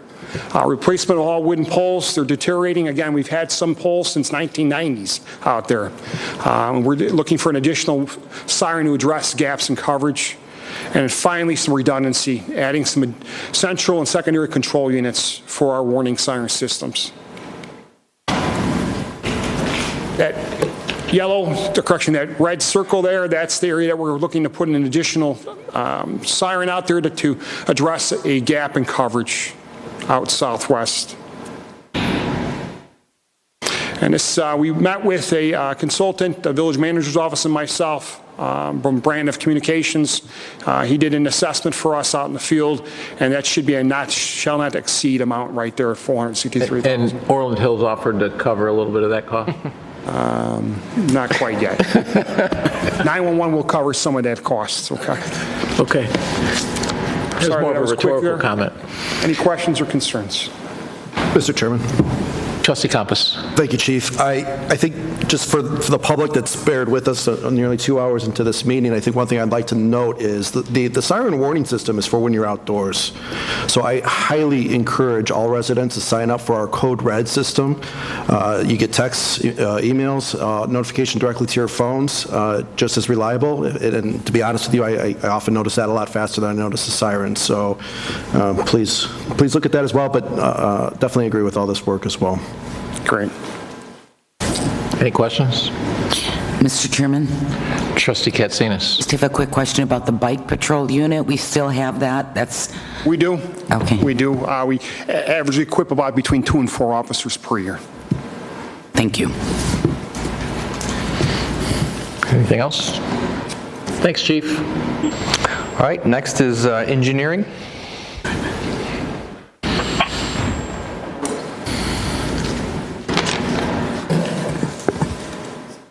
Good evening, trustees.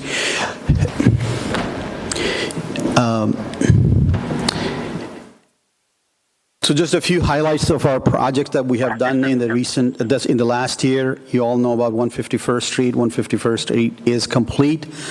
The only thing that is left for us now is to do some landscaping work next year. Some trees that cannot be installed that based on the IDOT's requirements. So those will be done next year, but 151st Street in its entirety is all done. 143rd Street widening, signal interconnect is in progress, where the existing signals from Wolf Road to LaGrange Road will be connected via wireless system, which will improve the traffic through that corridor, and hopefully it will reduce some congestion as well as delays at the intersection. That's happening right now. Phase 1 for the wider section, which is the most expensive section we have from Wolf Road to Southwest Highway, is almost done. We're just waiting for Forest Preserve District to sign off on the McGinnis Slough. And jurisdictional transfer from the Wolf Road to Will Cook Road is at IDOT, and we have requested that if they can build it, then there could be a jurisdictional transfer. And phase 2 for the wider section from Wolf Road to Southwest Highway will start in January of 2022. Right now, we are in the process of collecting RFQs and going through those review process.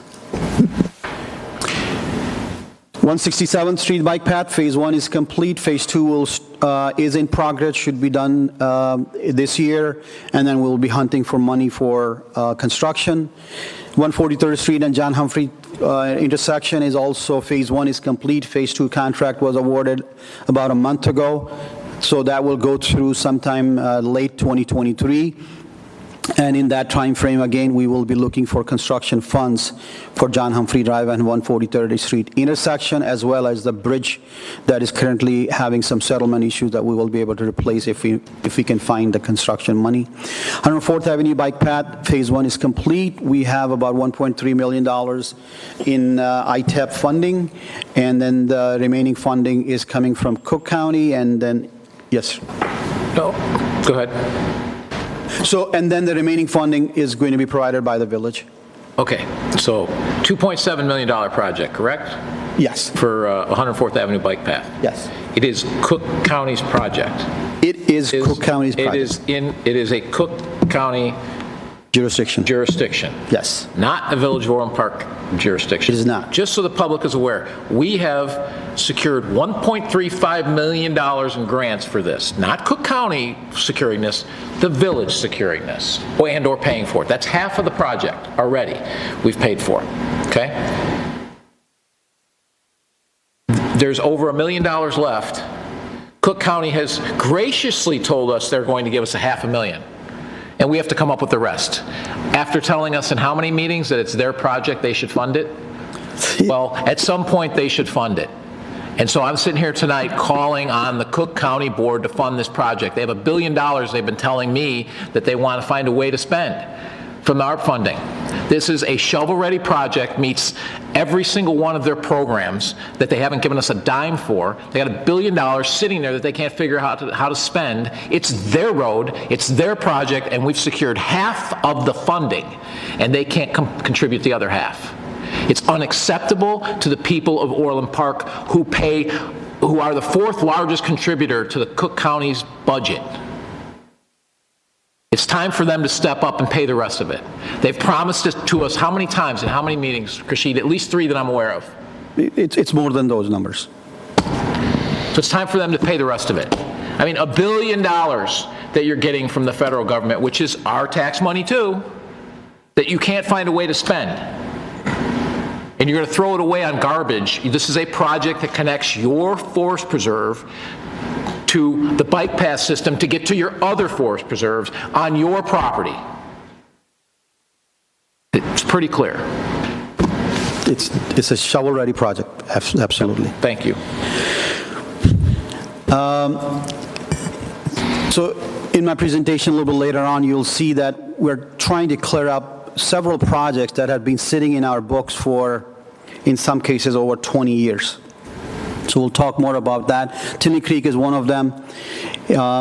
This project is design is in progress. We have $100,000 from MWRD in grants for design level work. The IGA with MWRD has been executed, and the construction is expected in 2022. And I'll give you a little bit more detail later on. Mayor talked about the Spur 2, which is the redundant water system for our village. The pipe route and cost issues were resolved. Yes, it got stuck at some point in time for various reasons, but it is in progress right now. And we expect our portion, which is what we call Spur 2, exclusively paid by the village of Orland Park, should go to bid in first half of the 2022. And then later in 2022, we should start construction of that piece as well. In that process, we will be issuing an RFP to retain an engineering consultant to provide construction observation services for that, about $15 to $16 million in construction cost for our portion. The T connection issues, which will provide another level of, or another layer of redundancy in our water system. That is also, contract is in progress right now. And then the last part, which is also, once we are done the T connection, we have received written confirmation from Oakland that in case we have that electrical failure like we had before, we should be able to get water pumped directly into our towers from Oakland. So that is one of the advantage of that T-connection investment that we will get. And again, to tell the public, the reason why it's important to pump to our towers is that's what pressurizes our water system. So it's very critical that we get that. Also, could you please elaborate for myself and the board and for the public, when are we going to expect to see Wheeler Drive torn up and for how long? Because I think we need to let them know this spur is coming down Wheeler Drive. So people need to be aware. So our portion, you should expect sometime late next year, third to fourth quarter next year, and then into 2023. So there's about 6 to 7 months of actual construction time. So depending how much time we get next year in terms of construction and good weather for us, so I would say late next year and early 23.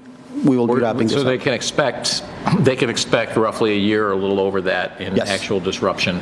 But then Wheeler Drive will be completely redone and resurfaced or actually rebuilt.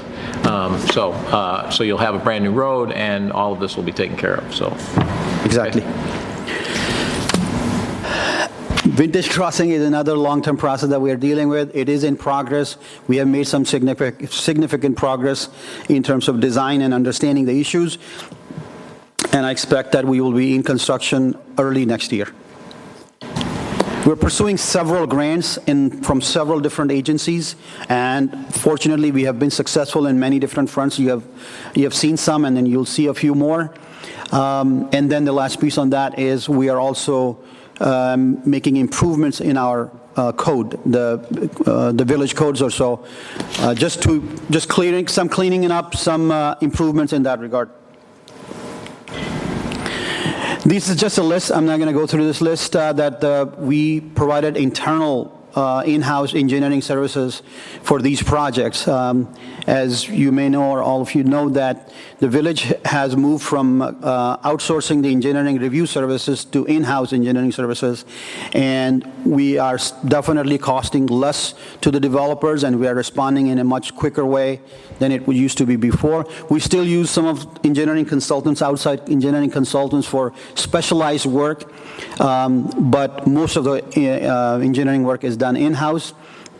Another thing that we have brought in-house, which is saving us $15,000 every year, is traffic data collection. We bought the actual equipment this year, and in fact, right now, the equipment is placed at the new roundabout. We're just collecting speed and volume data to respond to some of the residents' concerns that we have. But we are moving this around throughout the village and collecting, basically every other week, we are collecting traffic counts at our desired locations.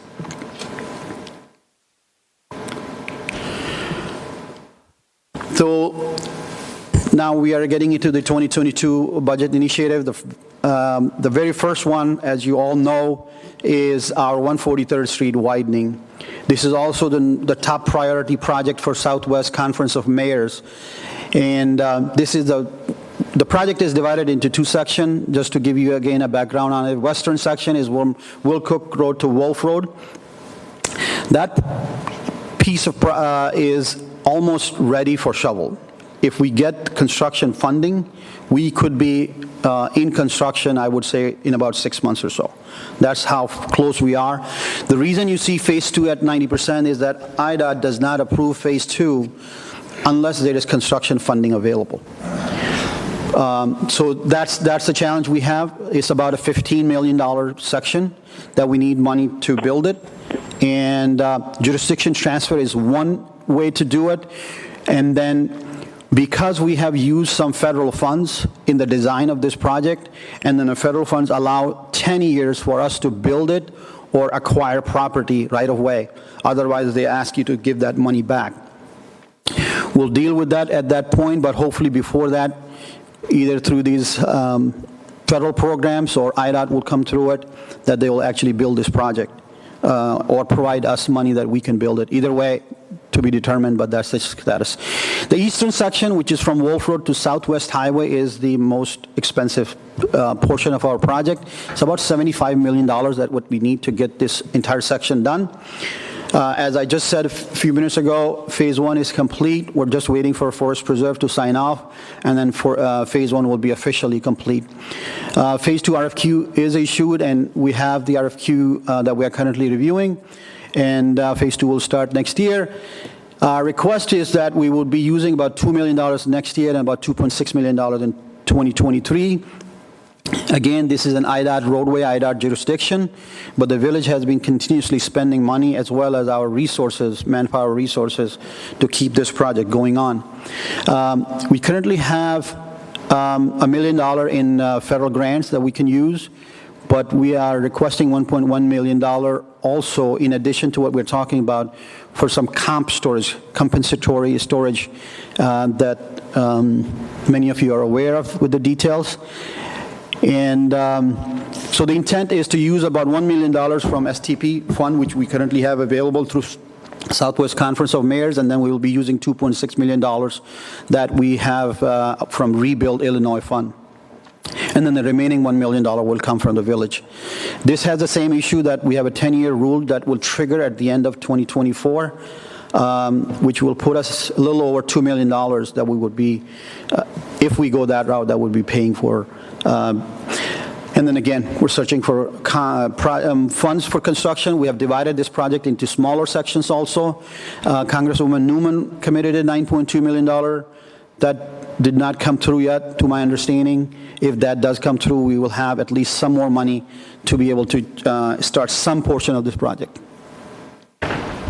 Mr. Chairman, before you move on there, is that, I heard the last part about the 9.2 million. Is there other funds available now with this infrastructure package that was passed recently? I mean, I'm sure we're all over that, trying to, see what might be available.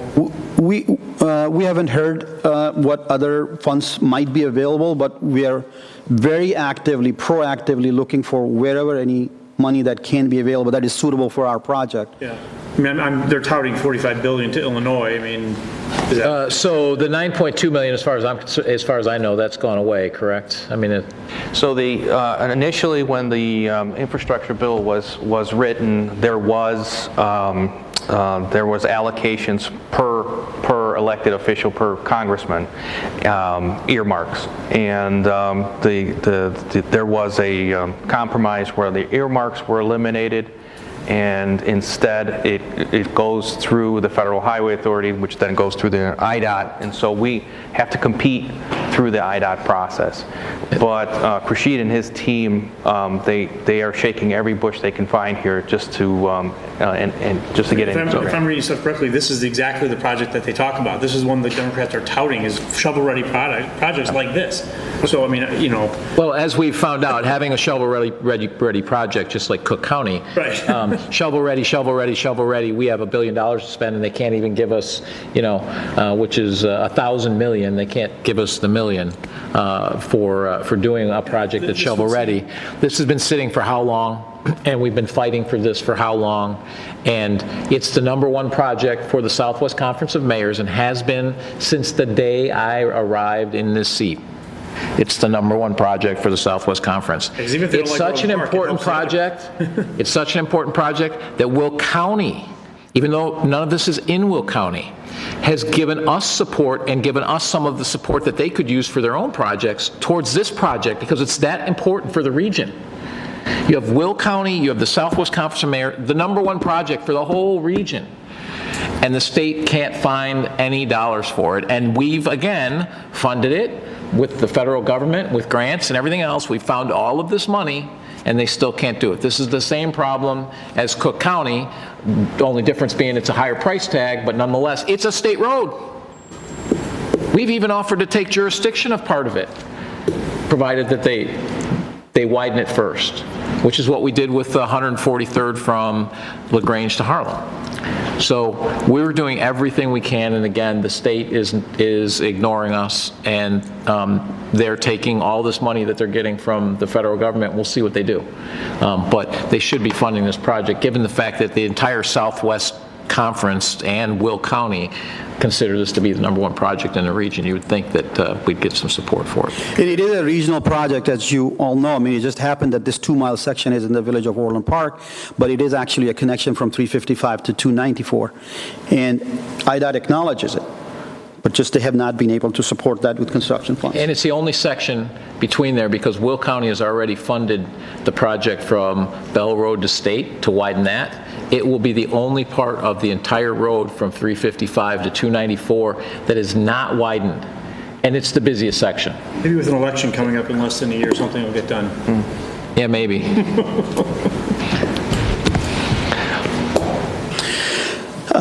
The next one is 104th Avenue Bike Path, which we talked quite a bit now, but what we are requesting is $1 million from the village fund for Phase 3 services, and then the grants are about $1.3 million, and then we have a written commitment from Cook County for $486,500.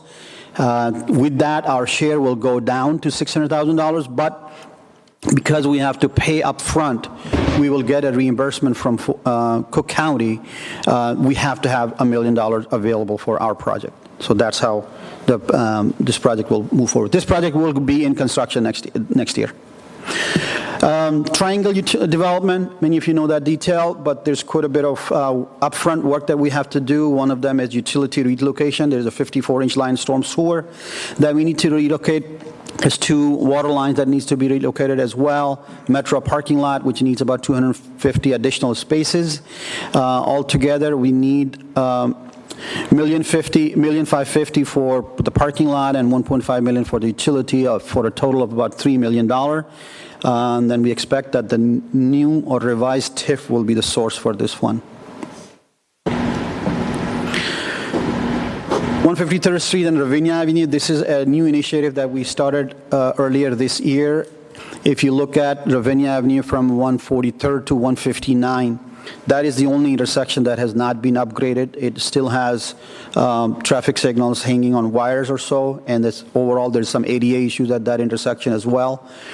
We executed a Phase 1 contract earlier this year, and the leftover from that contract is requested for next year. And then we are searching for money for Phase 2 and plan to have that in 2023. 167th Street Bike Path, again, Phase 2 is in progress, and this is from Steeplechase Parkway to 167th. We're requesting $250,000. Of that, $210,000 is in engineering and $40,000 in permit. Steeplechase Parkway to where? Because Steeplechase Parkway intersects with 167. I think that it's on 167, but it's Steeplechase Parkway to 104. To 104. I mistyped it. Just want to clarify that. Okay, great. So again, Mayor, on that one, we got $200,000 in STP funds, and then the remaining is coming from the village. And how much of that is Cook County? All of it? It's either all grants or our money. There's no Cook. No, but how much of that project is in Cook County? Is their jurisdiction? Would that be all of it? It's all of it. Okay.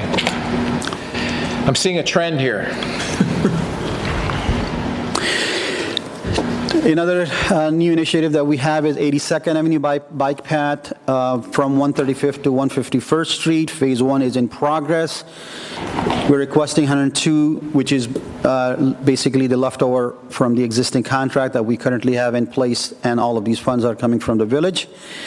94th Avenue and 159th Street is another new initiative that we're asking.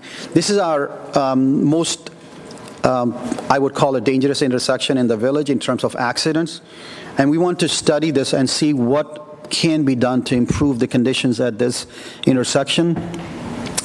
Once we have this study done, then we will go after various state grants, for example, HSIP, Highway Safety Improvement Funds, to get that money and be able to implement those improvements that will come out of the study.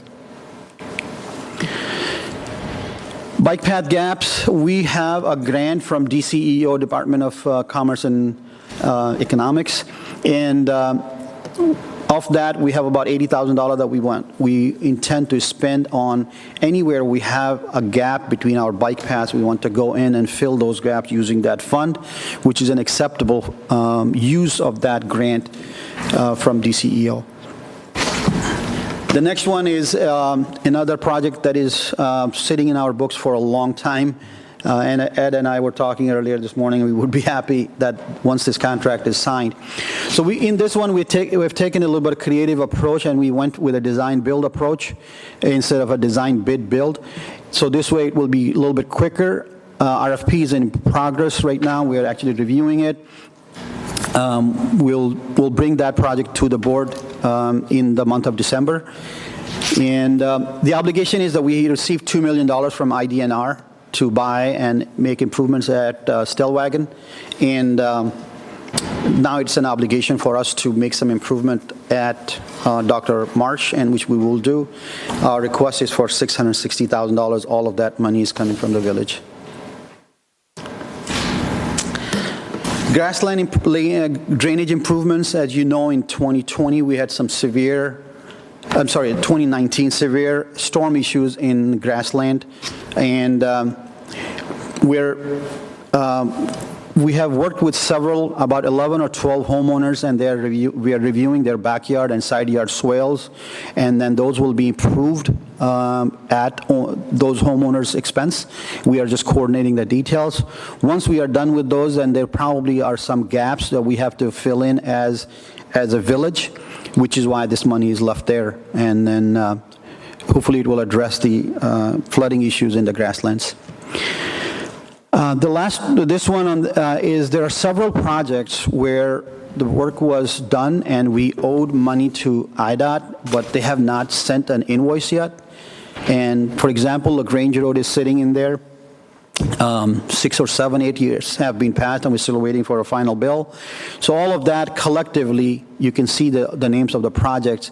We have $4.2 million that we owe to IDOT. As the bills will come in, we'll pay them. Yeah, tell them we'll take it off of the money for 143rd Street. We'll try that. McGinnis Slough Bike Path, Phase 1 is in progress. We're requesting $90,000 for current contract, and we'll be looking for money for Phase 2 in terms of grants to be able to move that project further along. T-connection, as I mentioned, that is the next layer of our redundancy for our water system. We're requesting $100,000, but we have a grant from DCEO that provides us $100,000, but again, we have to pay first and then we'll get it reimbursed from DCEO. Tinley Creek Stabilization Project originally started in 2012. It moved forward in 2014, and then since then, it's stagnant or stalled. So basically, we have to stabilize both sides of this creek. It's about 3 mile long section, and we're requesting about $346,000 for design, and then $6 million in construction. MWRD has committed $3.8 million. The village share is $2.65 million. So one of the things that we're doing right now is expediting what needs to be done for each homeowner so that we can go to the homeowner and show it to them what is the improvement that will happen at their site. And if they don't agree to give us the easements, then we can come back, and if we still move forward, then we'll spend the rest of the design money. If not, if we decide for whatever reason we don't, then we'll try to save as much money in design fees as possible. So that's the approach I have taken on that one. Vintage Crossing stormwater improvements, like I said, we should be in construction early next year. Our share is $117,000, of which $102,000 are from outside sources. A new initiative from our department is to study water and sanitary capacity. What do we have available for some of the large sites that we have currently available for development in the village? We want to understand that, and if needed, if appropriate, we will be able to budget ahead and try to construct the infrastructure so that when those improvements are there, they're ready to accept those services. A small little project that has come up for the townhomes at the intersection of 159 and Ravinia. We will be working with the Homeowners Association for installing about 800 feet long, 6 foot tall vinyl fence. Our portion will be up to 50% or $20,000, whichever is less. That's our responsibility. It's all coming from the village. Another large project that we have been working again, this is over 10 years that we're working on the Wolf Road project. This is a widening from 143rd to 167.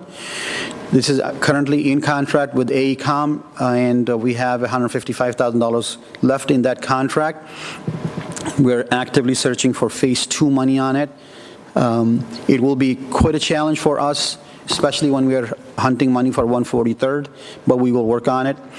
At present, the project stops at 167, which I could not tell why at the time we chose to stop the project at that location and did not extend it further south. So that is what we are doing in this request, is we would like to extend Phase 1 study further south. And the request varies depending on how far we go, but our intent is to take it Wolf Road to Southwest Highway to all the way to Will Cook Road, and the additional cost is about $1 million for us to extend it for Phase 1 only, and all of that funds will have to come from the village. That's all my presentation. If any questions, comments? Any other questions? Thank you very much. I'll entertain a motion for a recess. So moved. Second. Call the roll. Trustee Healy? It's on the phone. I don't know. Trustee Healy? Trustee Healy? Okay. Trustee Katsinas? Aye. Trustee Malani? Aye. Trustee Compass? Aye. Trustee Reardon? Aye. Trustee Radiszewski? Aye. Mayor Peacock? Aye. We'll reconvene in 10 minutes.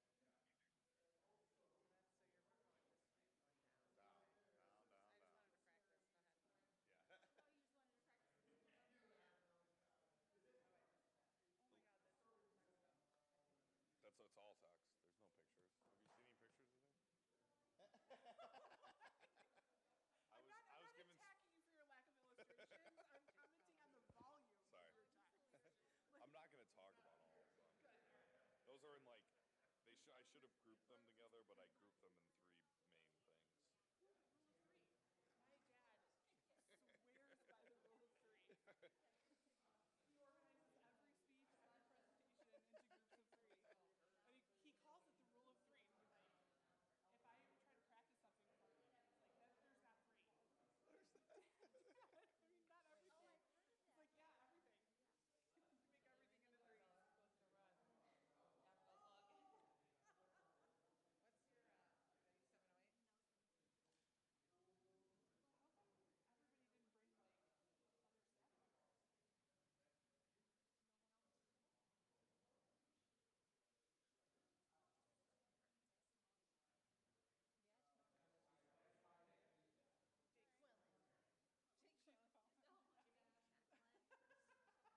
all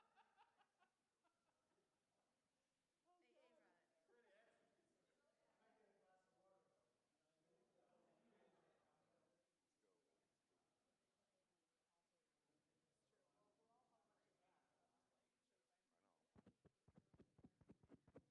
Here's some more pretty stuff we did. So you have pictures. So basically, everyone else was limited as they thought you were going to show up and get. I wasn't limited.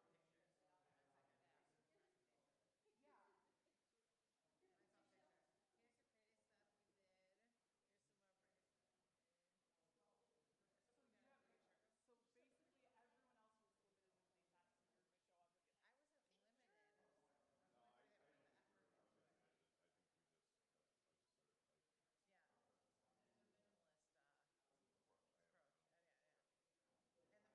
into it. I think we just, I just started typing. Yeah. There's a minimalist approach. Yeah.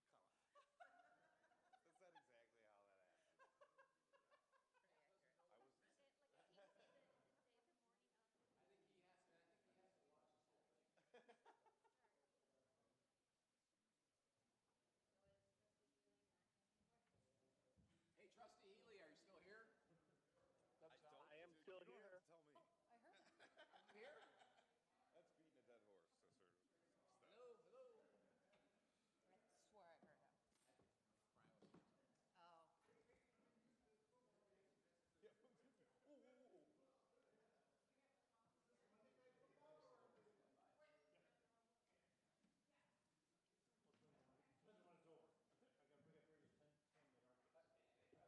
What slide have we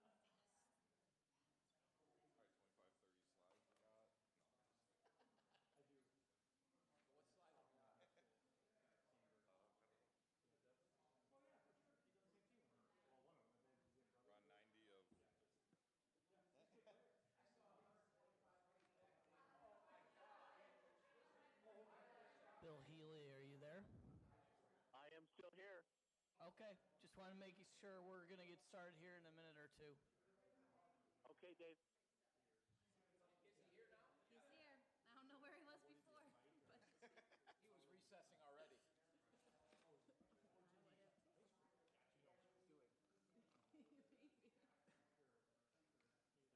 Rashid, you put Trustee Healy to sleep. You had to wake him up. Trials. A-R-E-L, trials. Yeah, we got a couple kids there. We got a girl. No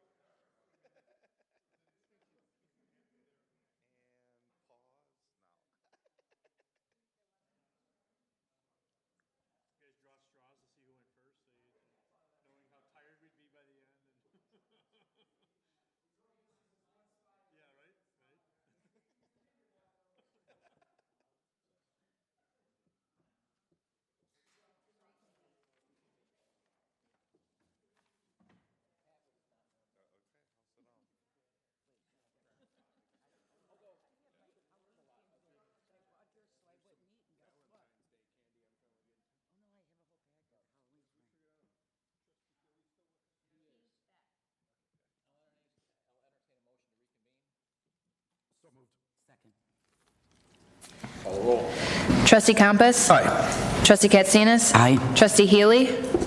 Here. Trustee Milani? Aye. Trustee Reardon? Aye. Trustee Radiszewski? Aye. Mayor Peacock? We will continue with our budget presentation. To the riveting Ed Lilo. Thank you, Mr. Mayor, other members of the Village Board. First of all, I'd like to touch on some of the department achievements from 2021.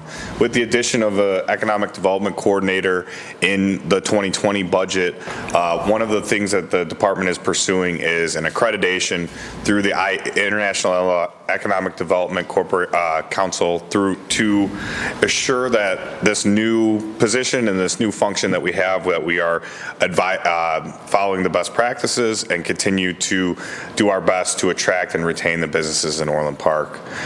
Similarly to that, we continue to work to establish our regional partnerships, both at the state and local level, which includes reaching out to directly to our local businesses through our business retention and expansion program, responding to inquiries from the state of Illinois and Intersect Illinois for businesses looking to locate within the state of Illinois, and then doing our best to attract them to the Village of Orland Park.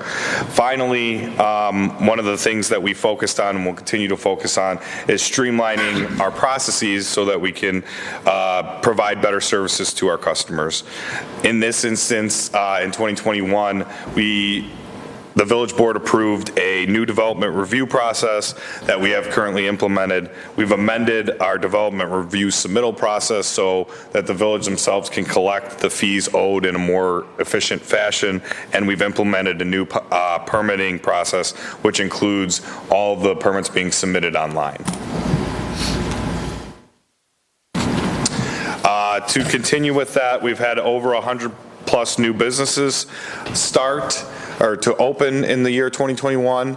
We are seeing a higher level of permit activity than we had in the previous 2 years. There were instances in 2020 where there were larger amounts of permits being submitted and issued by the department than there were in certain months in 2019, but overall there were slightly less.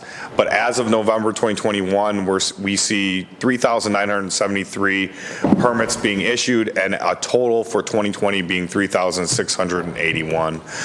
In addition to that, our inspection staff completed 12,711 permit-related inspections.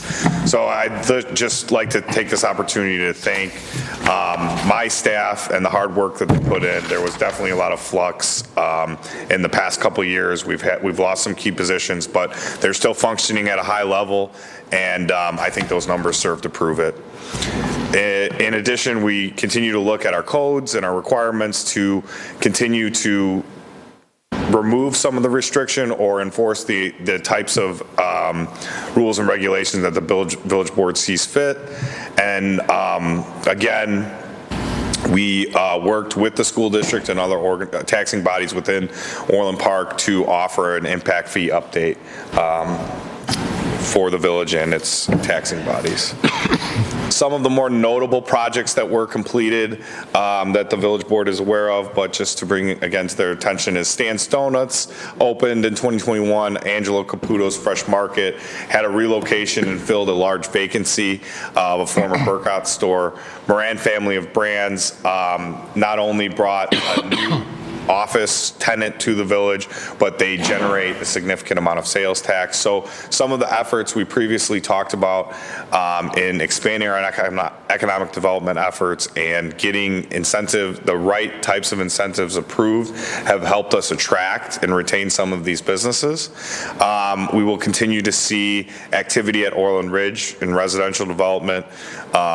We have some new commercial development with a new Bell Tire, their entitlements being complete for Bell Tire Mini Academy, and we're in the middle of reviewing a new commercial retail establishment at 179th and Wolf. So those that you'll see under construction in 2022, after the entitlements are fully complete, we'll see a BJ's Brew House at the LaGrange Square development. The Metro East townhomes at 143rd Street and John Humphrey Drive will start construction next year. Rizzo Lincoln, their rebranding and changes that they are required by their manufacturer, you will see happen. Again, brand new facility of Bell Tire being open. We see the potential mixed-use development going through entitlements at 159th and LaGrange Road, also known as Crossroads of Orland Park. And we saw the vacant Granite City being occupied by the Chuck Loggers. So in 2022, some of the department initiatives that the Development Services Department will be taking on, as has been mentioned previously, the selective demolition and rehabilitation at the Boley Farm after the recommendations from the Certificate of Appropriateness that was approved in 2021. We are assisting in the RFP process by combining the work that will be done at Boley Farm, Stellwagen, and the Humphrey House into a single RFP to see that potentially the same types of firms would be bidding on this is the rationale for that. We will continue to reach out to our business community. One of the large initiatives is starting the rewrite of the village's comprehensive plan. We originally did this in 2013. They're typically good for about 10 years, so we're right on track to get that updated. And then as we discussed previously, or in the overview, but we took a look at some of the consulting fees that the village has been spending on plan review. As I kind of stated earlier with the permit activity, there's definitely still a need for the amount of reviews that the village will see. But at the time that we chose to outsource, we lost some key positions, we lost some people in key positions, and we didn't know if this level of development was sustained. At least for next year, we know that will happen, but we think we can do it in a more efficient and cost-efficient manner by hiring a full-time plan reviewer that is dedicated to just plan review and using that to offset the full cost of what outsourcing all of those reviews would be. And then finally, very exciting to continue to help facilitate the Main Street Triangle Master Development Agreement. That's all I have. Any questions? Mr. Chairman. Trustee Campos. So I just want to say, Ed, to you and your team, thank you. I think one of the great things that we've seen in Orland Park over this rather difficult past year and a half, 2 years, is a tremendous amount of growth. And that's been reflected in the number of permits that you guys have been absolutely flooded with over this last year. And so thank you to all of you for getting through those in a timely manner, keeping our businesses moving forward so that they can develop and open up. So thank you. Thank you very much. Mr. Chairman. Trustee Reardon. Yeah. Only having been doing this 6 months, one of the very first things people that you know when you get elected to this position is that they come to you, if they're a business owner, they want to be a business owner, and they flood, me saying, what's this? Your office has been fantastic in terms of dealing with them appropriately when they're pushing or they're wrong about stuff. And so I appreciate the way that you guys have handled that. You've done it in a because I do have some friends that have started businesses, currently own businesses in Orland, and they come to me, and you guys and your office handled that very well throughout the year. So thank you for that. Thank you. Appreciate that. All right. Thank you, Ed. Great. Thank you. Next one is IT.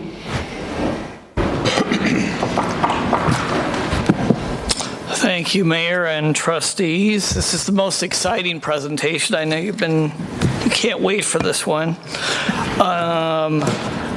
We thought that was the Chiefs. Come on. I've got pictures, though. Going the wrong way. He was talking about motorcycles. Let's see. So just some variances over 21 to 22. As you know, the past 2 years, we've really been focused on infrastructure and building the foundation upon which we can implement enabling technology. So in 21, these projects take a lot of time and effort, not as long as road projects, obviously, or public works projects, but many times they require 6 to 12 months of design and prep work ahead of them. And so in 21, finally, we were able to start really implementing some of these projects. And so you see our network, telephone system, other types of infrastructure projects we got started in 21. In 22, the difference in variances obviously will be moving software, as Kevin had mentioned, out of capital into operating. There'll be a reduction in the capital budget because we'll be finishing up those projects. We're also centralizing a lot of our device charges, as was mentioned previously, increases in software license fees. Microsoft is increasing their licensing 25%. So that's going to hit us about $50,000 roughly. It's probably so they can pay for police on their campus. Exactly. Since they're not getting any from the city. So Cisco, I believe, just instituted a 10% increase in their hardware. Fortunately, we're not going to be buying much Cisco gear this next year. So our highlights from this year, we completed our cabling infrastructure. We completed pretty much 3 out of 5 major projects. Network communications, our telephone system's in progress. Hopefully we'll finish that first quarter of next year. HP storage, we added multifunctional printer upgrades, computer replacements, and we've also replaced about 60% of our mobile devices this past year. Some of them had not been replaced for 5 or 6 years, so we've by next year we'll have all our mobile devices replaced. So, seeing is believing. Picture's worth 1,000 words. So this is our network structure cabling infrastructure project. This is our main data center at Village Hall. And this is just a slight picture. We had hundreds of them, but it just gives you some insight. It doesn't capture everything, but some insight of some of the challenges we were encountering with our wiring project. This is our network communications project. A major component of that was renovating our acronym for tonight is MDF, which stands for Main Distribution Frame. So you'll be quizzed in the morning on that. But this is our main data center at Village Hall, and it maintains some vestiges of when IT's offices were right outside this room. And so there were desks in there. There were extra walls in there, and so we renovated, knocked down some walls. Public Works was a huge partner in this, and the after picture shows what it looks like after the fact. And we were able to give some space back up to finance and be a lot more efficient in how we did that. And then our telephone system. So hasn't quite landed yet. We'll land the first quarter of next year. The before picture is a picture of Nabia's phone. So I hear she has quite an attachment to it. She'll probably ask me to try to retrofit it to fit our new phone system, but I don't think that's going to work out so good. But actually, there are some phones that are worse than that. We had to get replacement parts on eBay, and we're really looking forward to implementing the new Cisco system on the right there in the first quarter of next year. So we can't be successful in IT and really as a village unless we have collaboration. And in IT, we had all these projects this year that we had really good collaboration, a lot of them with Public Works, with Mike Mazza, Scott Hyland and his crew, implementing finance with support with the ERP system, the Tyler 311 with Public Works, Dev Services, VMO, the Gas Boy, upgrading that whole system was quite an undertaking. We had to pull new fiber optic cable out to the island there and so forth. Upgrading our HVAC management system. A lot of networking gear was put in, a lot of collaboration between our two departments to make that happen. With Dev Services, bringing our GIS system up to today's standards was a huge accomplishment there. And then continuing projects, the boardroom, Civic Center, audiovisual system, we're just finalizing the contract on that and want to get started shortly. Public Works, Rec, Communications, Marketing, VMO, huge partners in that project. And then all of us collaborated on the very successful vaccination clinics we had this year, which required some IT support there. So investments and initiatives, our cybersecurity awareness program. So we're really only successful as our staff. We could spend millions on cybersecurity, software, hardware, and services, but all it takes is one link in an email and we're off to the races. So our cybersecurity awareness program's been pretty successful with the cybersecurity investments we've made. As you can see, the click rate has gone down with our test phishing emails, even though the emails have gotten more difficult. The government industry average is about 15%, and so we're way below that. Some other cybersecurity investments that you're aware of because you passed these initiatives are ThinkGuard data recovery, which will provide ransomware protection. We'll be implementing that shortly. Mimecast email security, cybersecurity assessment. We're hoping for some grant funding to help offset some of the costs for that, and network security monitoring. And then our operating initiatives for the operating budget for next year, the cybersecurity assessment, Exchange, moving that from on-premise to the cloud, beginning a SharePoint Online pilot for document sharing and collaboration, continuing our multifunctional printer replacements, plan on replacing 10 of those this next year. We're not going to be doing as many workstation replacements. That kind of fluctuates depending on age of those devices, so only 45. And then we'll finish off the rest of our mobile phone replacements. On the capital side, we'll be finishing our telecommunication system, as well as upgrading our audiovisual in the boardroom, lobby, and Civic Center. We'll be adding some more storage and doing some other upgrades of devices that have worn out their welcome. Our domain controllers, the audiovisual upgrades have been huge for teleconferencing. It's amazing, when I first landed here 2 years ago, I don't think anybody was using Zoom or GoToMeeting. Nobody, hardly. And since COVID hit, now everybody has to have it, which is great because it's made us a lot more productive. It's allowed us to be more efficient and collaborate, less travel time between facilities. And so we've been working on upgrading all our conference rooms for that.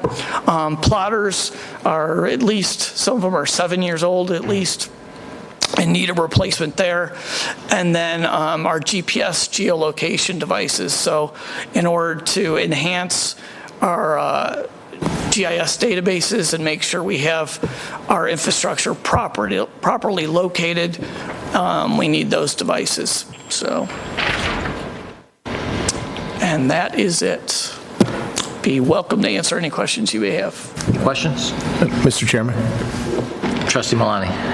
It's really more of a comment and a thank you more than anything. The past 2.5 years, when I first came in, we were under the impression that we were going to be implementing all kinds of great new technology to be able to drive efficiencies and to do things that were going to really help us, get our daily activities done. And what we uncovered was, some of the things that you were showing here today. And we really needed to focus on our core.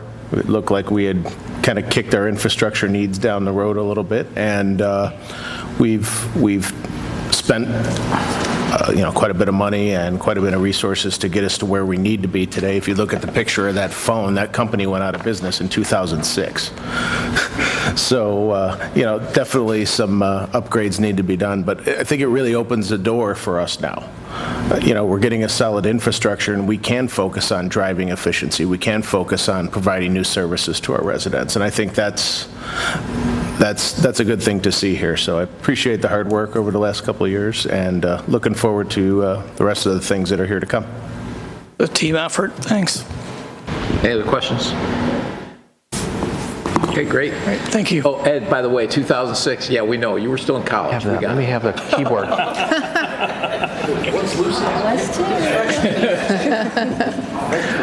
But I'm not looking at you. You're next to me over there.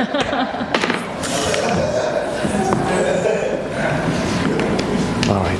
So next is administration. Just a couple of highlights.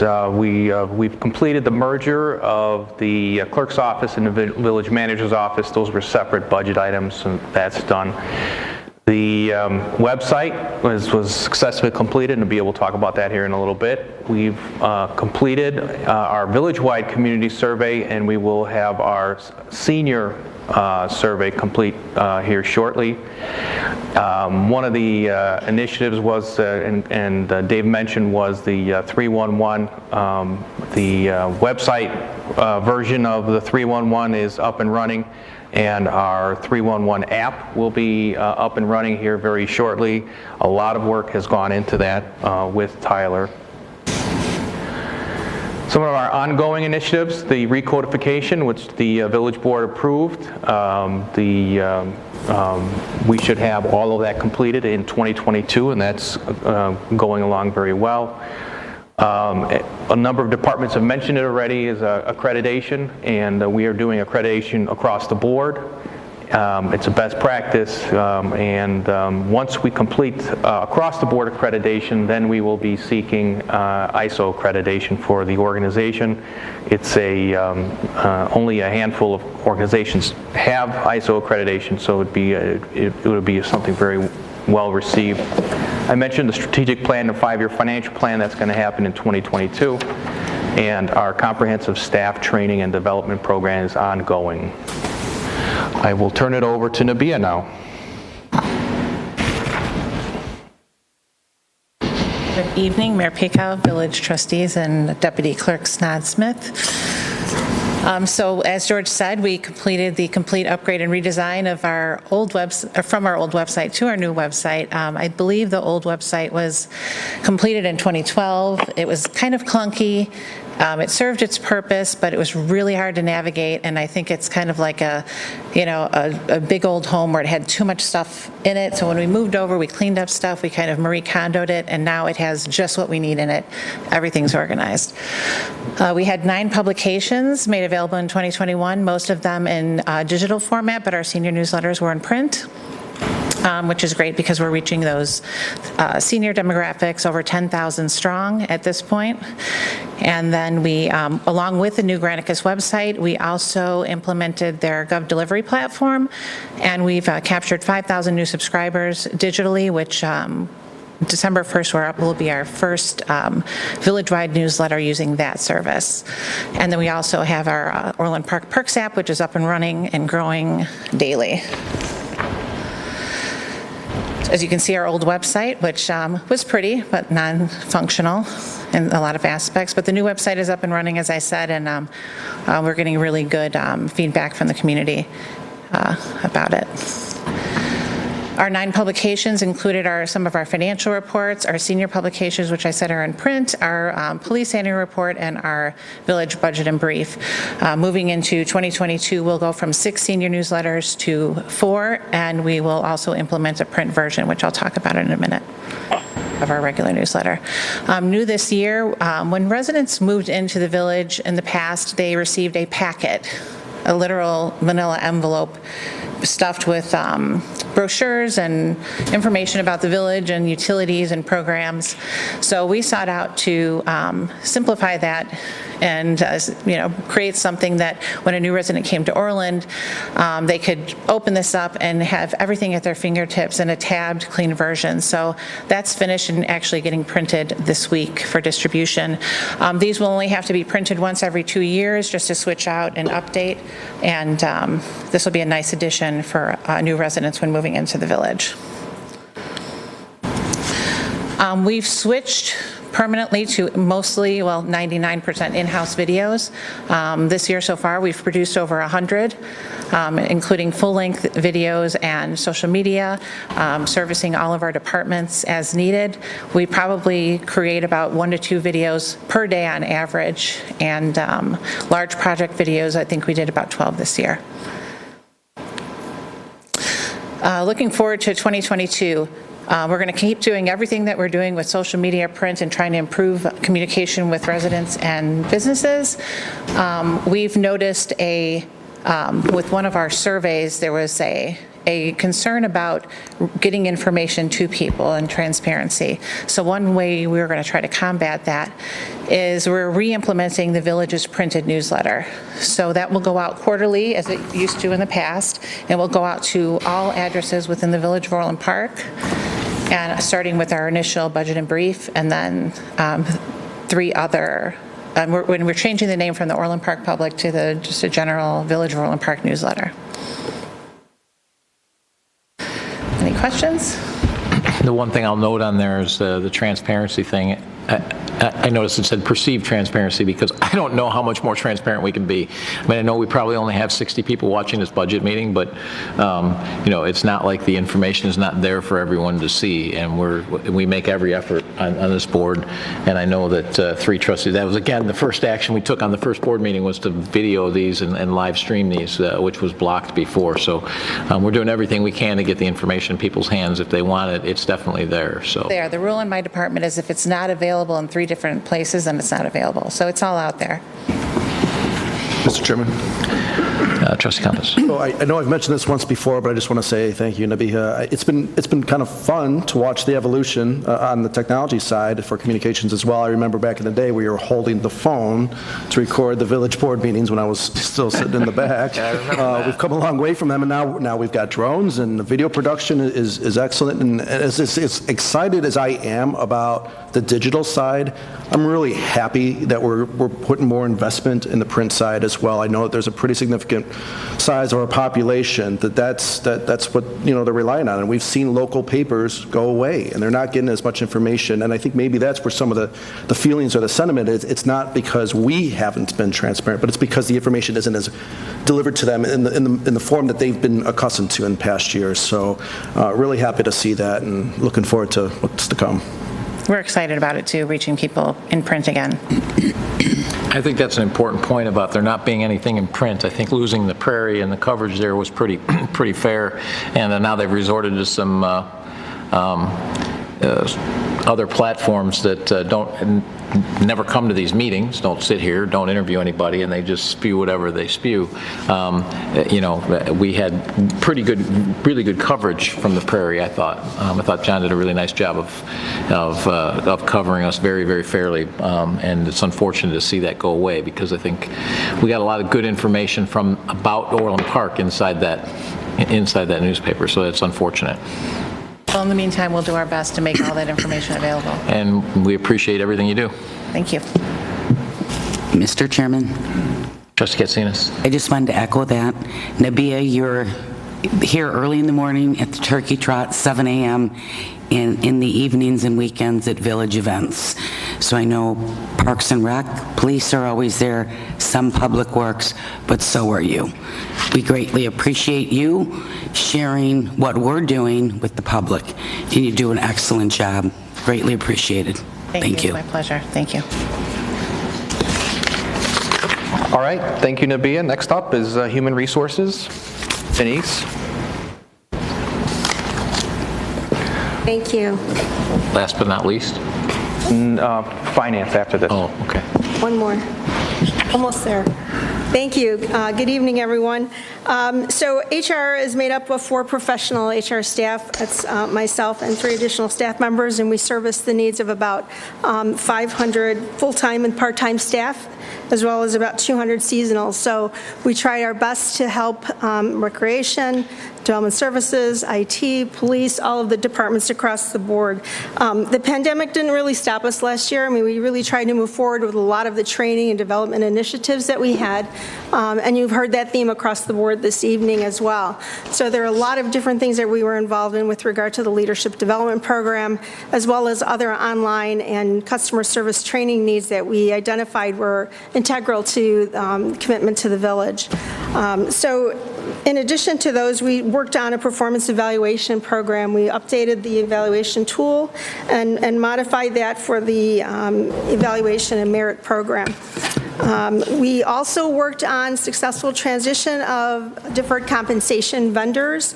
Most recently worked with Nationwide to consolidate that program with advisor oversight. One thing we're extremely happy about is renewing our health insurance broker arrangement and creating an employee portal.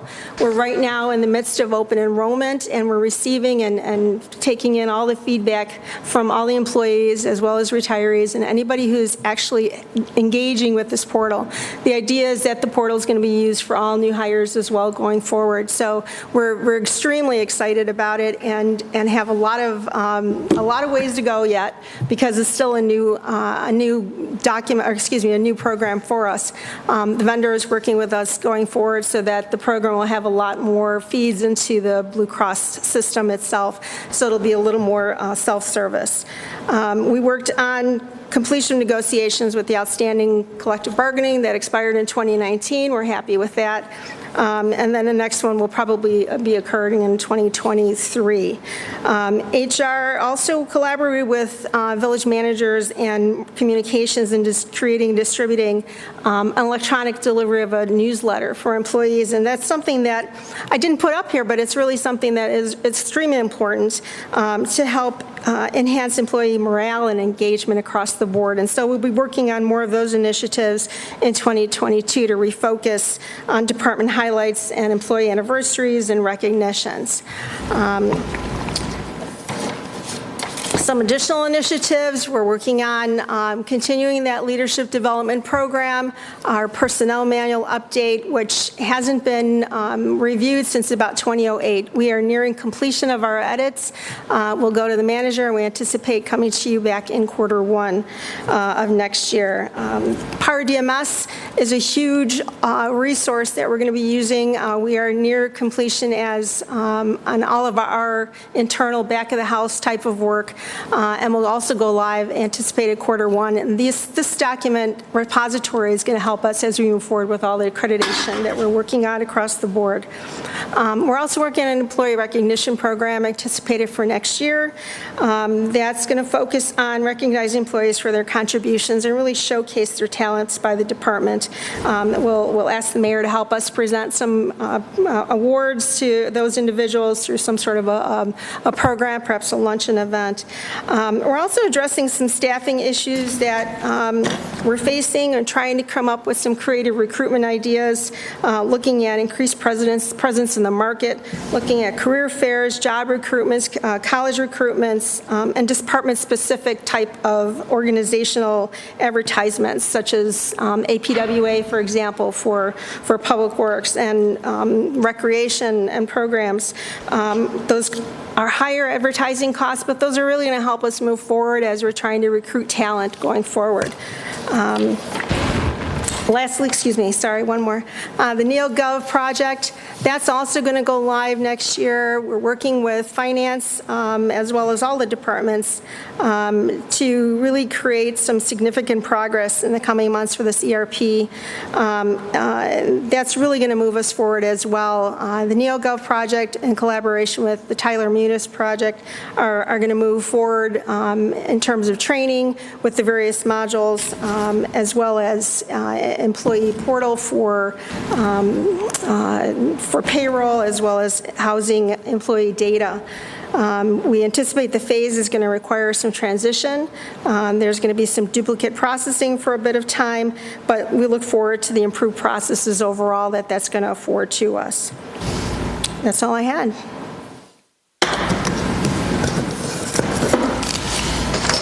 I do. Mr. Chairman? Denise, I have a question. So you said reorganizing the HR department to include new staff and cross-training, considering that HR is typically confidential information. I mean, how are you cross-training interdepartmentally? Internally, right. So I have, my staff has a little bit of tenure with us. I mean, my longest running staff is probably 1 year, including myself. And so we are working internally. When I started with the village here, we had some silo operations happening internally, and so there was no real crossover in terms of some of the activities that were going on. So we've evaluated that and tried to have more than one staff member be able to monitor and run a program. Thank you. Any other questions? Thank you, Denise. Just turn it over to finance now.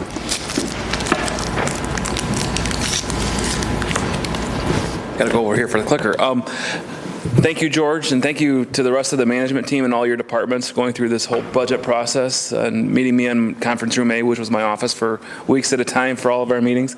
Appreciate your patience and input, and thanks to the board for providing us good direction. I think with good direction and teamwork, we come up with, I think, a really good spending plan. But also thank you, I've got members of my finance team, Marilyn Famero, who's our assistant finance director, Janice Meredith, she's our new budget analyst, and Nicole Merced, who has recently been promoted to management analyst in our finance department.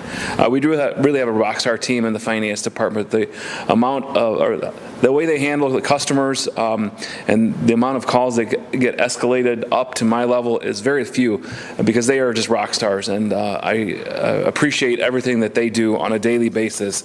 They really are a great team, and I'm very proud to be the director for that department. So just real quick, some highlights of what is going on in finance department. First and foremost is the ERP implementation. We've talked about it a number of times, but it really does take a huge team effort, and it takes me and some staff members away from the regular operations, and what we sometimes forget then is then other employees have to pick up the slack on the daily operations. But we've really done this without missing quite a bit of, without missing a beat. So it is a team effort to make this all happen. A lot of the other efforts that we have been doing and continue to do is process improvement, looking at everything that we're doing and making it better. If it's anything from utilizing technology for bids and contracts to automate that, to simplify our payroll so we run from dual processing to single processing, outsourcing when appropriate, and utilizing the technology that we have, albeit sometimes a challenge, but to do things like improve our financial reporting and things along those lines.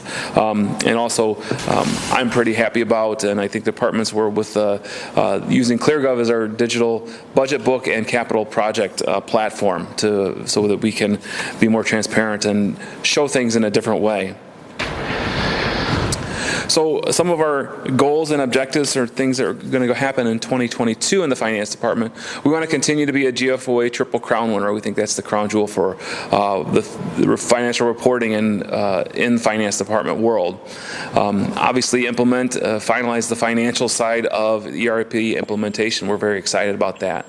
Also completing the renovations in finance department. We think that's going to be a lot more efficient for us. So thanks to IT and Public Works especially for making all of that happen for us.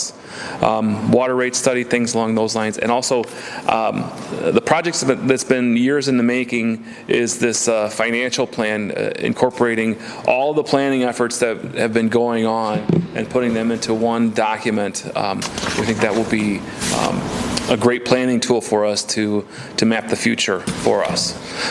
So that's a real brief overview of what we have going on in the finance department. I know I've talked a lot with the overview, but we really do have a great team, and happy to present what we have in the budget for this year. Any questions? Okay. We are done with staff presentations. Okay. I have a few comments for the budget, so if you could throw up those slides, I'd appreciate it. So I just want to give people, especially the new board members and staff really, because I don't think any of you were in this room in 2017, 4 years ago. You may have been substituting for the clerk and the deputy clerk who weren't here. But other than that, nobody else was here. So even those of you who were with the village weren't here for this. If you can flip to the next slide. So, you heard this talked about earlier, Kevin mentioned it. This was what was shown to me in the very first budget meeting, or just before it. And my jaw hit the floor. Because you can see the 2018 budget, 2017 preliminary, 2016, 2015, you can see the trajectory we were on, and we were projected by 2023 to be blown through our reserves and then some. What was worse is I found out that this chart had been there since 2012. They knew this was coming, and nothing was done to address it. So we've done a lot to address it, because you see that blue line at the top? That's where we're at now. Look at where we were projected to be, 2%, and that's where we're at now, even with all the capital projects we've done. So the team here is largely responsible for that, because a lot of these changes actually started going into place a couple of years ago. So, again, great work by everyone. What got put in place those first couple of years, and then continuing it these last couple of years. So flip to the next slide. This is also what we found out very early on. Joel, you've probably seen this. This was the projection in 2018 or 2017, that 40% of our roads were in poor condition. So you can see that, and you can see how many of them were in very poor. Almost half of that were in very poor condition. We actually recommended, so that, and staying 2023, 10% still in very poor condition. It was actually recommended, flip to the next slide, that we go to this $8 million a year, which is where we're at now. The then board blocked it and did not do anything about it. So thank you to Trustees Healy, Milani, and Katsinas, because the very first thing that they did, the very first meeting, the night that they were sworn in, was pass an increase in this, so that we could be on this trajectory, so that in 2023 we can get back to a normal cycle. For that effort, they were within a week accused of being criminals by a sitting trustee. So they took a lot of heat for stepping up and doing the right thing, which is obvious to everyone in this room. It's obvious to most people with common sense, but that's the kind of stuff that happened. So it was not without a lot of grief that we got on this trajectory, but look where we're at now. If you look back, we're going to go back and look at it, but that first slide, we're there because, so we were able to do all this with our reserves and still fix our roads, because we made common sense decisions on our operating budget. Flip to the next slide. That shows you all the places we've gotten to in the village in just a couple of years. That's phenomenal. That doesn't even include 2021. I think that's just 2019 and 2020. So it'd be a lot more on there if it included 2021. Flip to the next slide. So here's the other thing that we found out, is these are renovated parks are in red. From 2007 to 2018, 12 years, we fixed 6 parks, and we've got 66 of them. So one every 2 years, it doesn't quite get the job done. Okay, that was something else we saw. So flip to the next slide. So we had an assessment done of all of our parks, and we changed the way we do things, and we got into our parks and fixed what needed to be fixed. Flip to the next slide.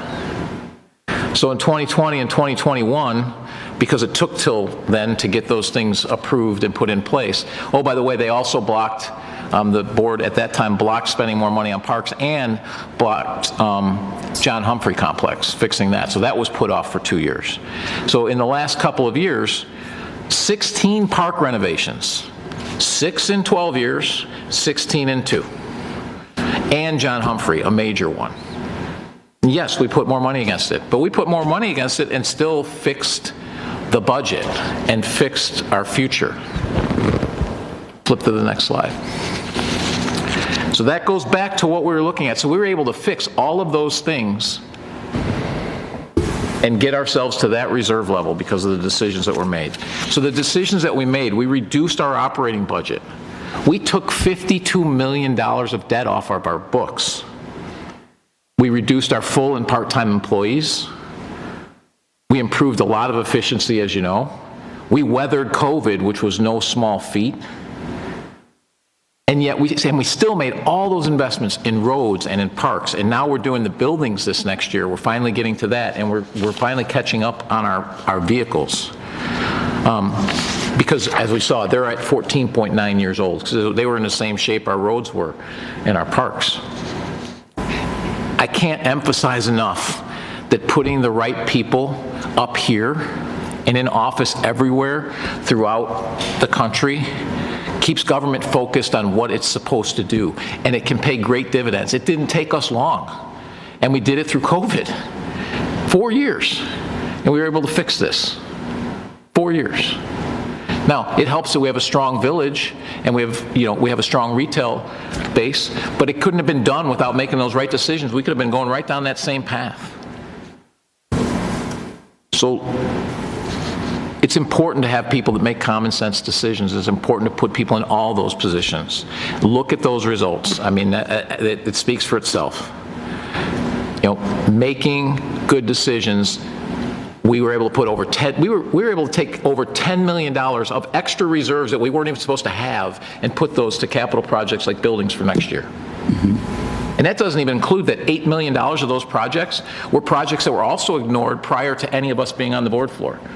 Dr. Marsh, the Tinley Creek stabilization, and several other projects in there that were also kicked down the road. So most of what we're taking on our reserves is still fixing the past. But we're able to do that because we made good decisions. It can be done. I am extremely proud of staff for all your hard work in making this happen. Making the operations happen, making the operations improvements happen, doing this all through COVID.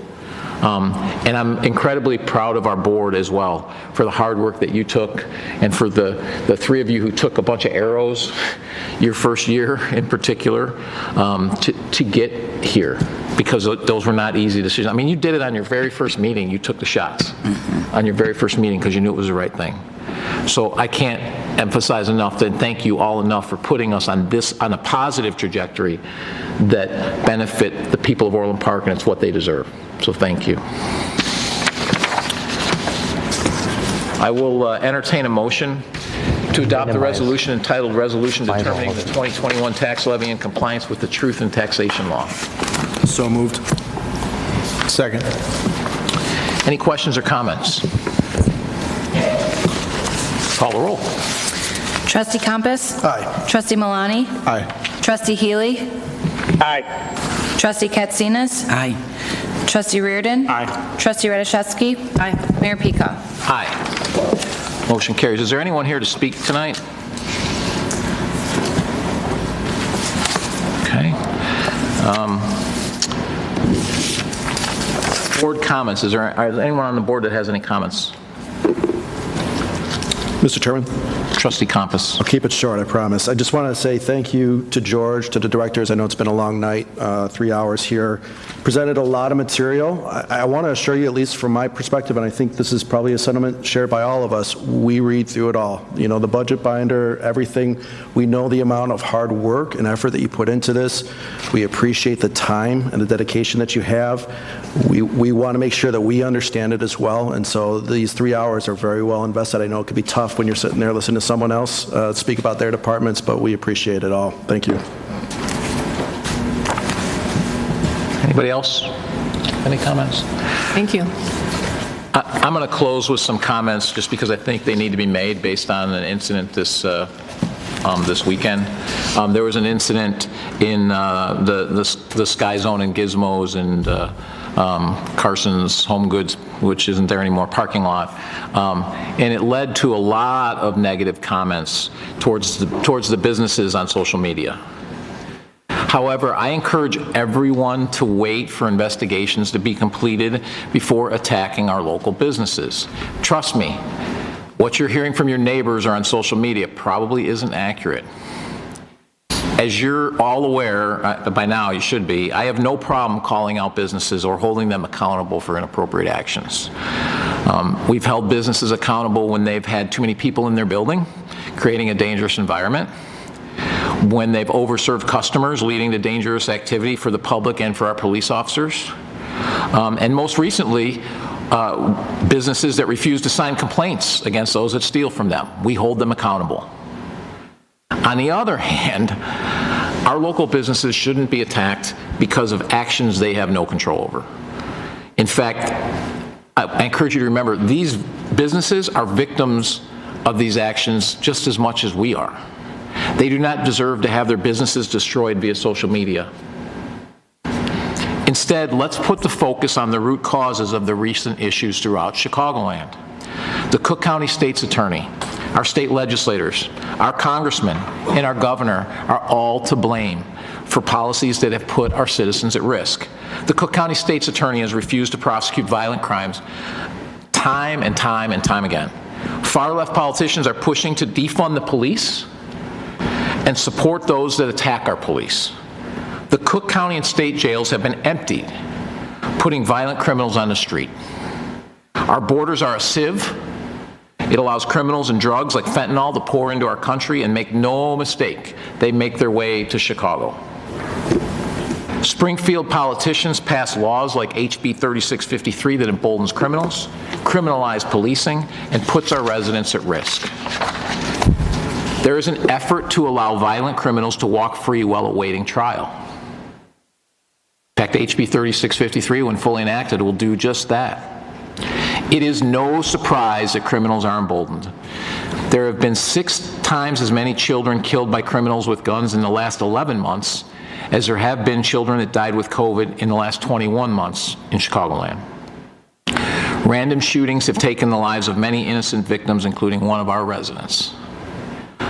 Most people I know won't go into Chicago because it just simply isn't safe. Fortunately, our police department, thank you, Chief, and thank you to all your officers, you've managed to keep most of the crime out of Orland Park with our crime rate at the lowest level it's been in 27 years. Orland Square still is the safest mall in Chicagoland area. However, this is coming at an extremely high cost.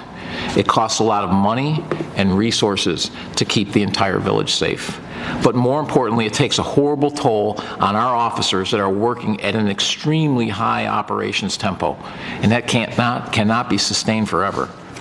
I encourage everyone who watches this to do a few things. Contact State's Attorney Kim Fox's office and demand that she enforce our laws or resign from office. Contact your local elected state representatives and demand they support our law enforcement personnel. Contact your congressmen and demand that they protect our borders and support our law enforcement. Stop attacking our local businesses on social media. Remember, they are also victims of these crimes. And please continue to support our police department. Your words of encouragement are heard and appreciated and go a long way, especially at a time when they are so overworked. They love working in our community because we support them. Thank you very much. I'll entertain a motion to adjourn. So moved. Second. Call the roll. Trustee Katsinas? Aye. Trustee Compass? Aye. Trustee Healy? Aye. Trustee Malani? Aye. Trustee Reardon? Aye. Trustee Rashevsky? Aye. Mayor Pico? Aye. Thank you, everybody.